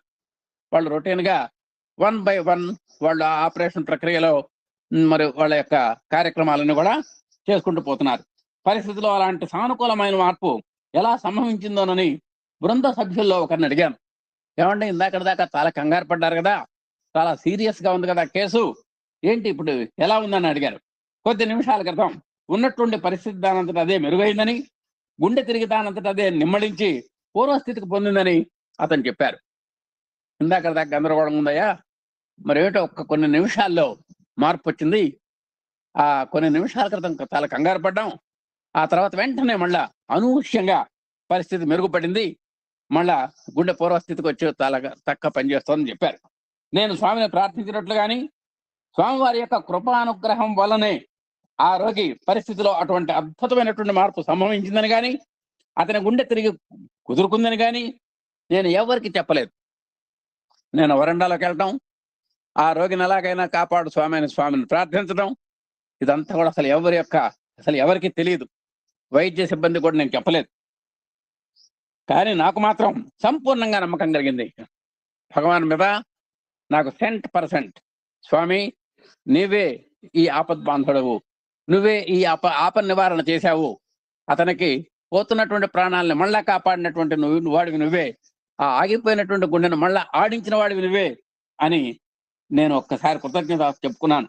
రక్షింపులను ఎలుగెత్తి పిలిచే పిలుపు కోసమే ఎదురు చూస్తున్నట్లుగా ప్రభు తక్షణమే స్పందించి తమ కరుణను, దివ్య లీలా విగ్రహాన్ని ప్రసరించి, దివ్య లీలా అనుగ్రహాన్ని ప్రసరించినటువంటి తీరుకి నేను చాలా ఆశ్చర్యచకితుడైనాను.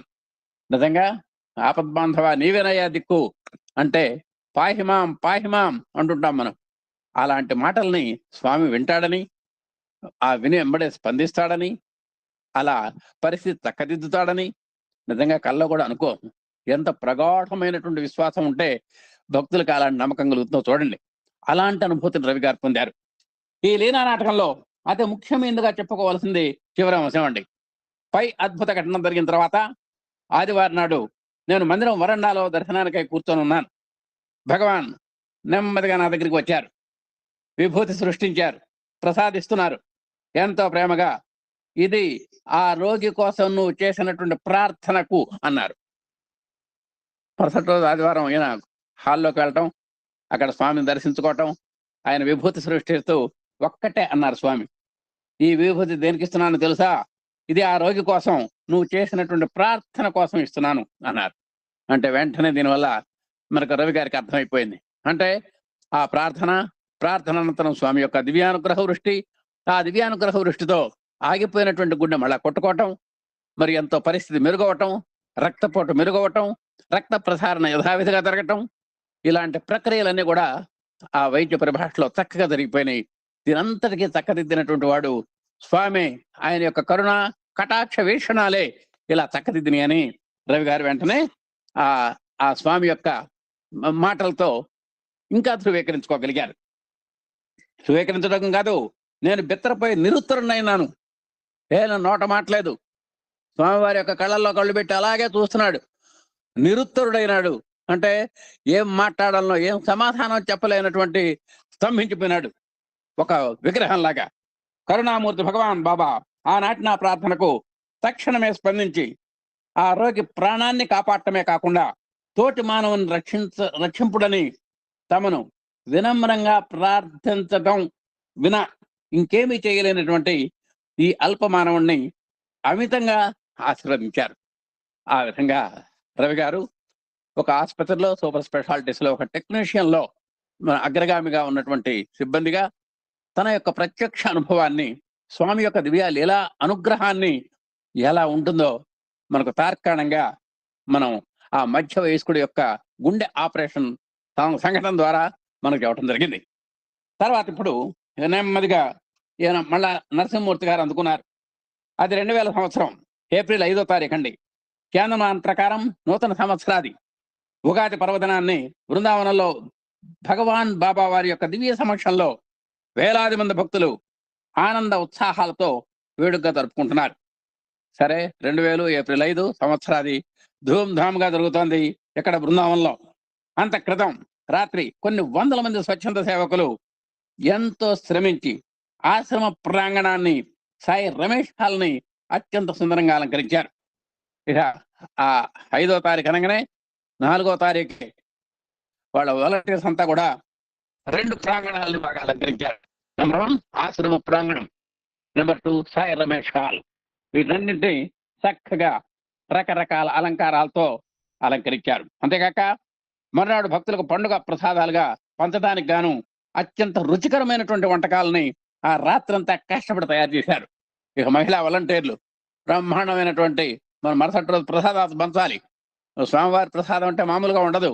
మరి ఒక తిరుపతి ప్రసాదమైనా, ఒక పుట్టపర్తి ప్రసాదమైనా మనకు అంత దివ్యాన అనుభూతి ఉంటుంది.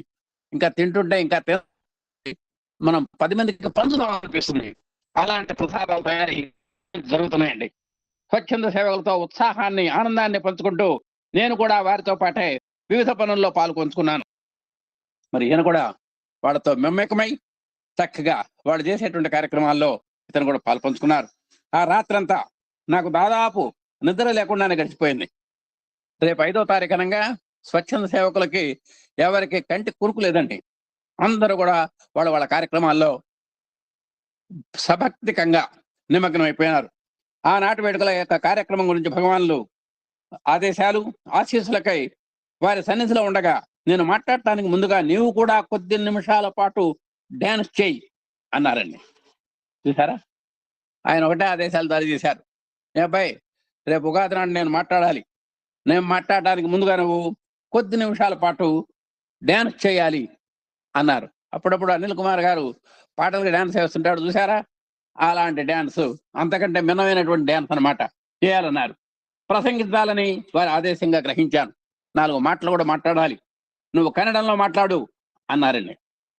నేను స్వామివారి యొక్క సన్నిధి నుండి సెలవు తీసుకొని వారి నివాస మందిరం మెట్లు దిగుతుండగా నా వీపు క్రింది భాగంలో కలుక్కుమంటున్నట్లుగా నొప్పి కలగటం తెలిసింది. ఆ విధంగా ఈ పాఠ్యభాగ రచయిత నెమ్మదిగా స్వామివారి దగ్గర సెలవు తీసుకున్నాడు. నివాసం మెట్లు నెమ్మదిగా దిగుతుంటే అనూహ్యంగా ఆ వెన్నుపూసలో ఏదో కలుక్కుమందండి. క్రితం రాత్రి నిద్రలేమి వల్ల కలిగిన అలసట, నొప్పి కారణంగా సర్ది చెప్పుకొని నేను దాన్ని పట్టించుకోలేదు. రాత్రి అలా నిద్రపోకుండా ఏప్రిల్ 4వ తారీఖున రేపు ఉగాదనంగా ఎంతో కష్టపడ్డాం కాబట్టి దాని ఎఫెక్ట్ ఏమో అనుకున్నాడు ఆయన. కానీ క్రమంగా నొప్పి పెరుగుతూ వచ్చింది. 1 గంట తర్వాత స్వామివారిని అనుసరిస్తూ వేదికను చేరుతూ ఉండగా నడవటానికి నేను చాలా కష్టపడాల్సి వచ్చింది. ఏమిటో అడుగులో అడుగేసుకుంటూ వస్తున్నాడు, ఎవరికి అర్థం కావట్లేదు, నడవలేకపోతున్నాడు, నడవలటానికి ఎంతో కష్టపడుతున్నాడు. ఆ విధంగా నెమ్మదిగా చేరాడండి. హాల్ అంతా భక్తులతో నిండి పొంగిపోర్లుతోంది. కిటకిటలాడుతోంది సభ. మనస్సును రంజింపజేసేటువంటి హృద్యమైనటువంటి భజన గానం మధురగా సాగుతోంది. ఒక పక్క చక్కగా గాయని మణులంతా కూడా గాయకులందరూ చక్కగా భజన గీతాలు పాడుతున్నారు. నేను వేదిక మీద భగవాన్ వెనుగ్గా కూర్చున్నాను. ఆయన మంచి మొదటి వరుసలో కూర్చున్నారు. హేమీలంతా కూడా స్వామితో పాటు, నేను కాస్త వెనక్కి కూర్చున్నాను. 20 నిమిషాల తర్వాత భజనలు ఆపమని విద్యార్థులకు స్వామి సన్నిధి చేశారు. ఇక ఏదో సైకి చేశారు. ఇక భజనలు చాలు అన్నట్టుగా వేదఘోష మొదలైంది. ఆ తర్వాత నన్ను మాట్లాడమని ఆదేశించారు స్వామి. వేద ప్రవచనం, వేద పఠనం కూడా అయిపోయింది. తర్వాత మన రచయిత అంటే ఒక్కసారి మనం పేరు గుర్తుకు తెచ్చుకుందాం. ఏమిటో ఆ పేరు, బిఎన్ నరసింహమూర్తి గారు ఈయన మాట్లాడమన్నారండి. సరే, నేను లేచి నిలబడడానికి చాలా కష్టపడాల్సి వచ్చింది. ఏమిటో తెలియని బాధ, ఆ వెన్నుపూసలో బాధ అతి బలవంతంగా నన్ను పైకి లేపుకొని, నా అంతటి నన్ను నేను పైకి లేపుకొని పోడియం వైపుకి, అంటే ఆ ప్రసంగం చేయాల్సినటువంటి బల్ల, ఇట్ ఈస్ కాల్డ్ పోడియం దగ్గరికి వెళ్ళి నెమ్మదిగా కుంటుకుంటూ వెళ్ళాను. ఏమిటో హ్యాండిక్యాప్డ్ లాగా నెమ్మదిగా వెళ్ళాను. స్వామివారు సెలవిచ్చినట్లుగా ఆ రోజు నేను అక్షరాల నాట్యమే చేయవలసి వచ్చింది. నిజంగా నాట్యం డ్యాన్స్ చేయమన్నారు కానీ నా నడకే ఒక డ్యాన్స్ లాగా ఉంది. కొద్దిసేపు నేను మాట్లాడిన తర్వాత భగవాన్ లేచి నిలబడ్డారు. సరే, కాస్త మాట్లాడాను 2 నిమిషాలు. వెంటనే ఆయన నిలబడ్డారు. ఆ సభా మందిరంలో సమావేశమైనటువంటి భక్తులను ఉద్దేశించి భగవాన్ చేసినటువంటి దివ్యమైన ప్రసంగాన్ని నేను ఇంగ్లీష్లోకి అనువదించాను. స్వామివారు తెలుగులో మాట్లాడుతున్నారు, మన బిఎన్ నరసింహమూర్తి గారు మనకు ఆంగ్లంలో దాన్ని అనువాదం చేస్తున్నారు. అదొక ఉత్తేజపూరితమైనటువంటి జాగృత ప్రేరకమైనటువంటి ప్రసంగం. కారణం అది సాక్షాత్తు ఉగాది సంబంధం కాబట్టి ఆ ఉగాది ప్రసంగాన్ని స్వామి చేస్తున్నారు. ఎంతో మనలందరినీ మేలుకొల్పేటువంటి ప్రసంగం అదంతా కూడా. అదొక ఉత్తేజపూరితమైనటువంటి జాగృత ప్రేరకమైనటువంటి ప్రసంగం. స్వామివారి ప్రసంగం చివరిలో పాడినటువంటి భజనలకు భక్త ప్రేక్షకులు పరమానంద పారవశ్యంతో మైమరచి స్వామివారితో గొంతులు కలిపారు. అక్కడ మళ్ళా స్వామివారు ఉపన్యాసానికి ముందు కానీ ఉపన్యాసం తర్వాత కానీ కాస్త అలవాటు ఉందిగా స్వామివారికి, ముందు పద్యం చివరిలో భజన. ఆ భజన పాట పాడుతుంటే ఆయన ఒకటమేమో కానీ ఈ భక్తులంతా కూడా మంచి ఊగిపోతున్నారు, మంచి పారవశ్యంతో మైమర్చి పాడుతున్నారు. భగవాన్ ప్రసంగం అనువదించడం పూర్తయినటువంటి పిమ్మట ఉన్నట్లుండి నా ధ్యాసంతా కూడా నా వెన్ను నొప్పి మీదకు మరలడంతో నా వీపు క్రింది భాగంలో పోట్లు పొడుస్తున్నట్టుగా తీవ్రంగా సలుపుతూ ఉన్నటువంటి నొప్పి తెలిసి వచ్చి ఇక నడవటం నాకు సాధ్యం కాదు అనిపించింది. సరే, ఎట్టగొట్ట అనువాదం చేశాను. అనువాదం మీద దృష్టి పెట్టాను. అప్పటిదాకా ఎప్పుడైతే స్వామివారి యొక్క ఉపన్యాసం అయిపోయిందో వెంటనే మళ్ళా నా దృష్టి నా వెన్నుపూస మీద పడింది. నా వెన్నుపూస సంబంధమైనటువంటి నొప్పి మీద మళ్ళా పట్టణంలో దాని దుంప దగ్గర గుర్తుకు తెచ్చుకున్నామంటే మళ్ళా బాధ. ఇక తట్టుకోలేకపోతున్నాను. నేను నడవటం కూడా సాధ్యం కావట్లేదు. భగవాన్ బాబా వారిని అనుసరించి మందిరానికి వెళ్ళి మరలా వెనుదిరిగి వచ్చేటప్పుడు మందిరం ప్రక్కనే ఉన్న హాస్టల్లో నా గదికి చేరుకునేందుకు నాలో ఉన్నటువంటి సహన శక్తిని, ఓపికను మొత్తానికి బలవంతాన కూడగట్టుకొని పళ్ళ బిగువన గదికి చేరి మంచం మీద కుప్పకూలినటువంటి నన్ను నిద్ర ఆవహించింది. ఆ విధంగా స్వామివారి దగ్గర సెలవు తీసుకొని నెమ్మదిగా హాస్టల్లో ఉన్నట్టు నా గదికి వచ్చానండి. గదికి వచ్చి నిజంగా మీకు చెప్పకూడదు, అసలు నేను నడవలేకపోతున్నాను, ఏం చేయలేకపోతున్నాను. ఎట్లా కొట్ట బలాన్ని కూడగట్టుకొని ఎవరికి నా యొక్క వీక్నెస్ తెలియకుండా జాగ్రత్తగా నేను వచ్చి ఆ మంచం మీద కుప్పకూలిపోయినాను. వెంటనే నిద్రాదేవి నన్ను ఆవహించింది. మంచి నిద్రలో పడ్డాను. నాకు మెలకు వచ్చేసరికి సమయం మధ్యాహ్నం 2 గంటలు అయిందండి. ఇక దెబ్బ లేవలే. ఎప్పుడో 10-10:30 అప్పుడు 10ంటికి పడుకున్నటువంటి వాడు ఇప్పుడు 2 గంటలు అయిందండి. మంచం మీద నుంచి లేవడానికి ప్రయత్నించగా నా వీపులో వాటి మొనతో గుర్తుతున్నట్టు, వాడి మొనతో గుర్తుతున్నట్టు నొప్పి వేస్తున్నది. ఏమిటో ఇట్లేచినా నా బాధ, అట్లేచినా బాధ. ఏమిటో మంచి పదునైనటువంటి ఆయుధంతో పొడుస్తున్నట్టుగా నాకు అనిపిస్తోంది. వేరొకరి సహాయం లేకుండా నా అంతటి నేనుగా పైకి లేవడం కానీ నడవడం కానీ చేయలేనని నాకు గ్రహింపైంది. ఇక నేను వితౌట్ ఎనీ ఎస్కార్ట్ నేను లేవలేను. నన్ను ఎవరైనా లేపాలి, నన్ను ఎవరైనా కూర్చోబెట్టాలి. పైకి లేవాలన్నా సహాయం కావాలి, కూర్చోవాలన్నా సహాయం కావాలి, నడవాలన్నా సహాయం కావాలి అనేటువంటి పరిస్థితి వచ్చింది. సరిగ్గా అప్పుడే సుధేంద్రన్ అనేటువంటి మా విద్యార్థి నా గదిలోకి పరుగున వచ్చి భగవాన్ నన్ను మందిరానికి రమ్మని పిలుస్తున్నారని చెప్పాడు. ఈ లోపల మంచి మూలిగా నక్క మీద తాటికాయ పడ్డట్టుగా మనకు ఒక వార్త వచ్చింది. సుధేంద్రన్ వచ్చాడు, ఏమయ్యా నిన్ను బాబా గారు పిలుచుకురమ్మంటున్నారు, నువ్వు బాబా గారు పిలుస్తున్నారు కాబట్టి వారి వద్దకు రావాలి అని చెప్పారు. భగవాన్ బాబా వారు నన్ను పిలిచినప్పుడు నేను వారి వద్దకు వెళ్లకుండా ఉండటం అప్పటి వరకు నా జీవితంలో అదే మొదటిసారి. ఆ స్వామివారి దగ్గర నుంచి పిలుపు రావటం, మనం వెళ్ళకపోవటం అనేటువంటి జీవితంలో జరగల. కానీ ఇప్పుడు జరగబోతోంది. ఇదే మొదటిసారి. దేనికని నేను లేచే పరిస్థితిలో లేను, నడిచే పరిస్థితిలో లేను. ఆఖరిసారి కూడా ఆ నా దుస్థితికి నేను ఎంతగానో దుఃఖంతో కుమిలిపోయాను. నాకు దేనికి వచ్చిందో ఈ పరిస్థితి, నేను ఏడవటం తప్ప నాకేం చేత కాలేదు. నా దురవస్థను సుధీంద్రునికి చెప్పి నన్ను క్షమించమని బాబా వారిని వేడుతున్నానని, నా అపరాధమును మన్నించమని బాబా వారికి తెలియజేయమని చెప్పాను. ఏమయ్యా సుధీంద్రన్, నేను లేవలేకపోతున్నాను, నేను నడవలేకపోతున్నాను, బాబా గారిని క్షమించమని చెప్పు, నేను రాలేను అని సవినయంగా చెప్పుకున్నాడండి. నా తరఫున స్వామివారి నుండి విభూతి ప్రసాదం కోసం ప్రార్థించమని కూడా అతన్ని కోరాను. ఎలాగైనా సరే స్వామిని ప్రార్థించి, నా ప్రార్థనగా నువ్వు ప్రార్థించి నాకు విభూతి ప్రసాదం తీసుకురావాలి, ఆ విభూతి ప్రసాదంతో నాకు ఈ బాధలు తగ్గాలి అన్నాడు. మందిరానికి తిరిగి వెళ్ళేటువంటి ముందు అతను నన్ను కనిపెట్టుకొని ఉండేందుకై 2 అబ్బాయిలను ఏర్పాటు చేసి వెళ్ళాడు. సరే, మరి నా పరిస్థితి చూశాడు. ఆ సుధేంద్రన్ 2 పిల్లల్ని తీసుకొచ్చాడు. ఇదిగో వీరికి ఎస్కార్ట్ గా ఉండాలి మీరు, వీరికి ఏం కావాలనో సహాయం చేయాలి మీరు అని 2 వాలంటీర్స్ ని, అంటే మన హాస్టల్ పిల్లల్లోనే ఒక 2ని కేటాయించి ఆయన వెళ్ళాడండి. 1 గంటలోపే మన జనరల్ హాస్పిటల్ నుండి డాక్టర్ వీరబాహు గారు వచ్చి నన్ను పరీక్షించారు. వెంటనే అక్కడికి వెళ్ళిపోయింది వార్త. వెంటనే స్వామివారు ఆదేశించారో ఏమో, అక్కడ జనరల్ హాస్పిటల్ నుంచి, సత్యసాయి జనరల్ హాస్పిటల్ నుంచి ఒక డాక్టర్ గారు వచ్చారు. వీరబాహు అనే డాక్టర్ గారు వచ్చారు, పరీక్ష చేశారు. నాకు స్వస్థత చేకూరేందుకు అవసరమైనటువంటి కొన్ని మందుల్ని రాసిచ్చారు. తీసుకోవాల్సినటువంటి జాగ్రత్తలను నిర్ణయించి చెప్పి వెళ్ళిపోయే ముందు నాకు విద్యుత్ ఘాతం లాంటి ఒక సలహా ఇచ్చారు. చక్క పరీక్ష చేశారు, మందులన్నీ రాశారు, సూచనలన్నీ చేశారు.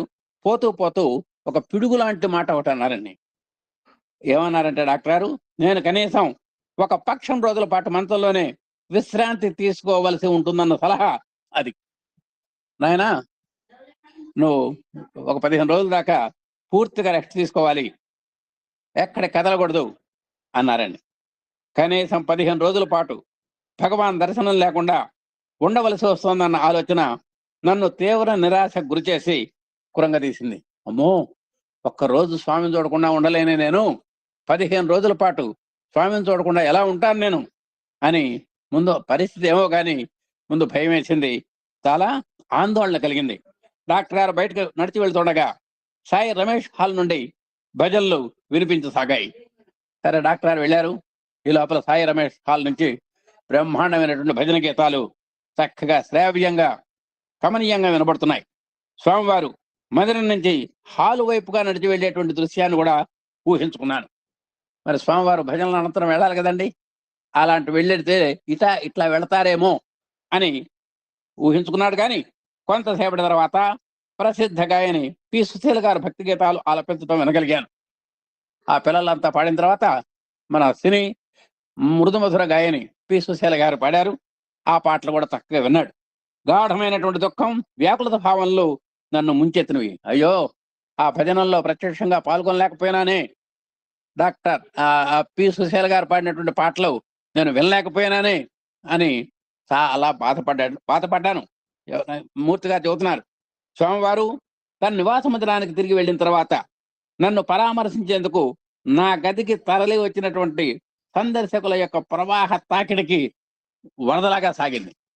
ఇక అదంతా అయిన తర్వాత ఎంతో మంది నా పరిస్థితి తెలుసుకొని నన్ను పరామర్శించడానికి వచ్చారు.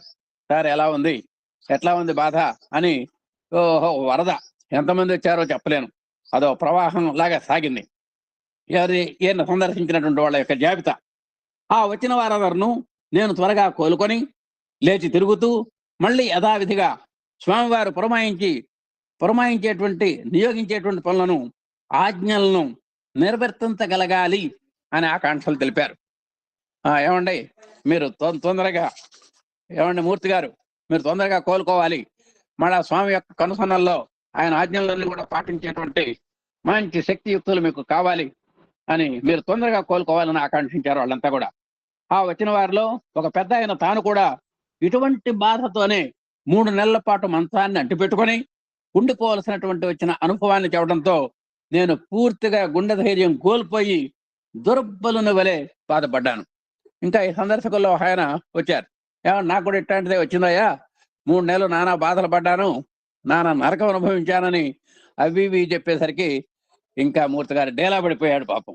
అయ్యో ఆయన అసలు డాక్టర్ గారు 15 రోజులు అన్నాడు, ఈయన 3 నెలలు అంటున్నాడు, ఇదేంటిరా బాబు అని అనుకున్నాడు.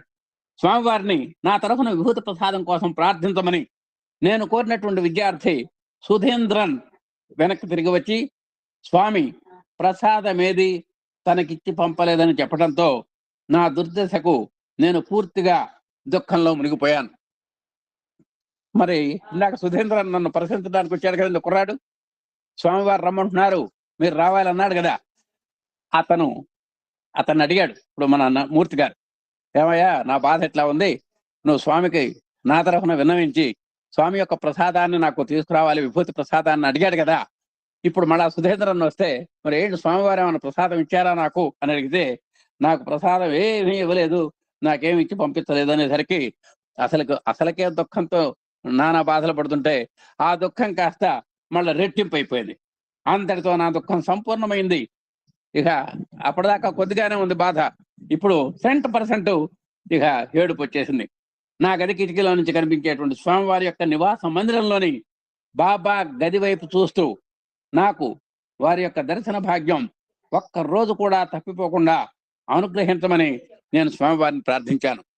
ఆ విధంగా ఆ కిటికీలో కూడా చూస్తూ స్వామి ఉండేటువంటి నివాసాన్ని ఆయన కిటికీ వైపే చూస్తూ, స్వామి నాకు ఎట్టయినా సరే రోజుకొక్కసారి మీ దర్శనం అయ్యేటట్టుగా, మీ దర్శన భాగ్యం లభించేటట్టుగా నాకు చేయండి.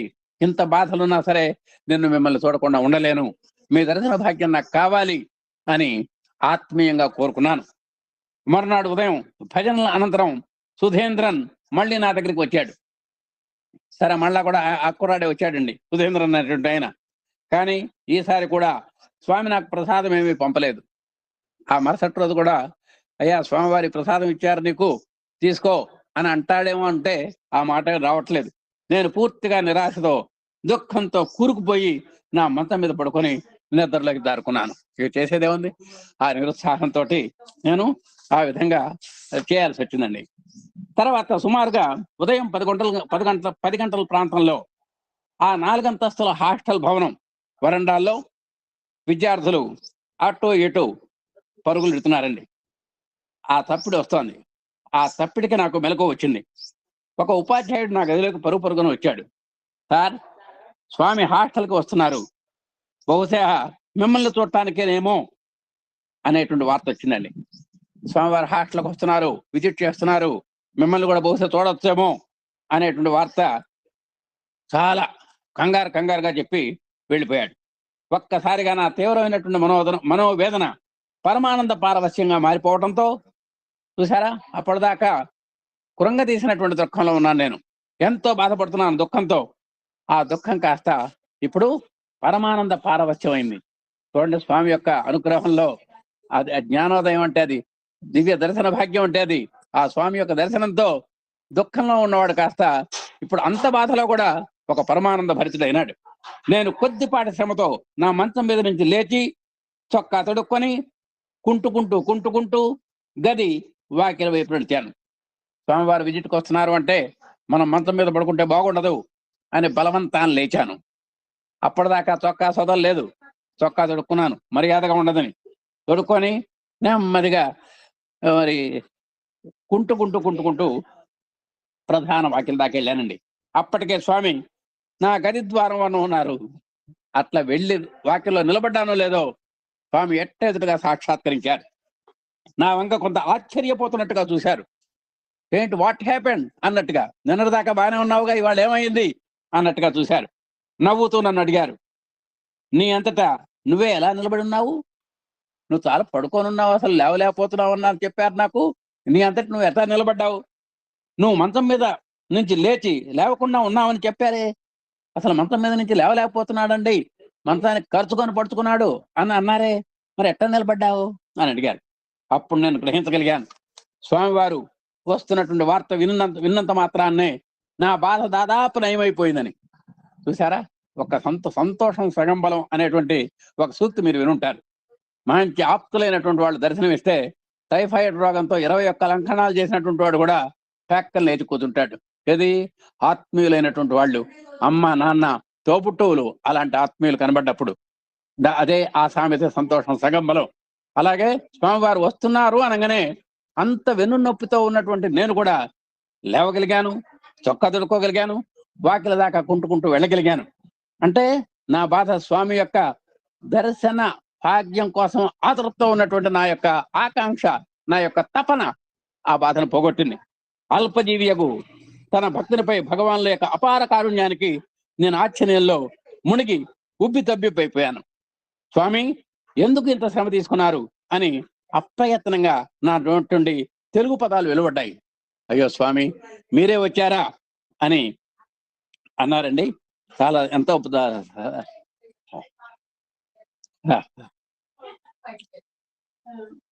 శ్రీవారి వదనంలో అనంత ప్రేమ కారుణ్యములు వెలిగిపోతూ ఉండగా, ఇది శ్రమ కాదు బంగారు, ప్రేమ, నీవు నా వద్దకు రాలేకపోయావు, అందువల్ల నేనే నీ వద్దకు వచ్చాను అన్నారు స్వామి. ఏమయ్యా మూర్తి, నువ్వు రాలేకపోయినావు, మరి నీ దగ్గరికి నేనే వచ్చాను అని తమ అపారమైనటువంటి ప్రేమని వర్షంలాగా కురిపించారు స్వామి. అమృతప్రాయమైనటువంటి స్వామి వారి యొక్క మధుర వాక్కులను నా కళ్ళల్లో పెళ్ళుకున్నటువంటి కృతజ్ఞతా భాష్పాలను అణుచుకోలేకపోయాను. నిజంగా నా బాధని స్వయంగా స్వామి వచ్చి చూడటం అంటే, స్వామి పరామర్శించడం అంటే సాక్షాత్ భగవంతుడు దివి నుండి భుగికి దిగి వచ్చినట్టే అని భావించినటువంటి నాయకు ఆనంద బాష్పాలు ఆగలేదు. కన్నీరు మున్నీరుగా నేను ఆ కృతజ్ఞతా బాష్పాలని వర్షిస్తున్నాయి నా కళ్ళంబడి. స్వామి నాకు నా చేతిని మృదువుగా పట్టుకొని నన్ను మంచం వద్దకు నడిపిస్తూ తీసుకుని వెళ్ళారు. మంచం ఎదురుగా ఉన్న కుర్చీలో వారు కూర్చుంటూ నాకు కూడా సాయం పట్టి నన్ను మంచం మీద కూర్చోపెట్టి అప్పుడు స్వామివారు అడిగారు, ఎక్కడ నొప్పిగా ఉంది అని అడిగారండి. నిజంగా ఆయనే తీసుకెళ్లారు స్వామివారే. నెమ్మదిగా కూర్చోబెట్టారు. అతనికి దగ్గరగా కుర్చీ లాక్కున్నారు. కుర్చీలో కూర్చున్నారు. అబ్బాయి ఇప్పుడు ఎక్కడ నొప్పిగా ఉందని అడిగారు. మరి ఇప్పటికే చాలా సమయం అయింది, ఇక్కడికి ఆపేద్దామండి. మిగతా విశేషాలు మన తర్వాత వారు చెబుతారు. ఈ విధమైనటువంటి అనుగ్రహ వృష్టి కురిపించినటువంటి స్వామివారికి అవకాశం ఇచ్చినటువంటి మన అధినేత ఎమ్మెల్యే దంపతుల గారికి హృదయపూర్వకమైనటువంటి అభివాదాలు చేసుకుంటూ, ఈరోజు చాలా సంతోషంగా ఉంది. సత్యోత్సవం 7వ భాగం ఇలాగే ఇంతకంటే కూడా చక్కగా ఇంకా వివరంగా మనం మిత్రులంతా కూడా చదవాలి, అవగాహన పూర్వకంగా చెప్పాలని కోరుకుంటూ మనం తర్వాత కార్యక్రమంలోకి వెళ్దాం. ఓం శ్రీ సాయిరాం, జై జై సాయిరాం.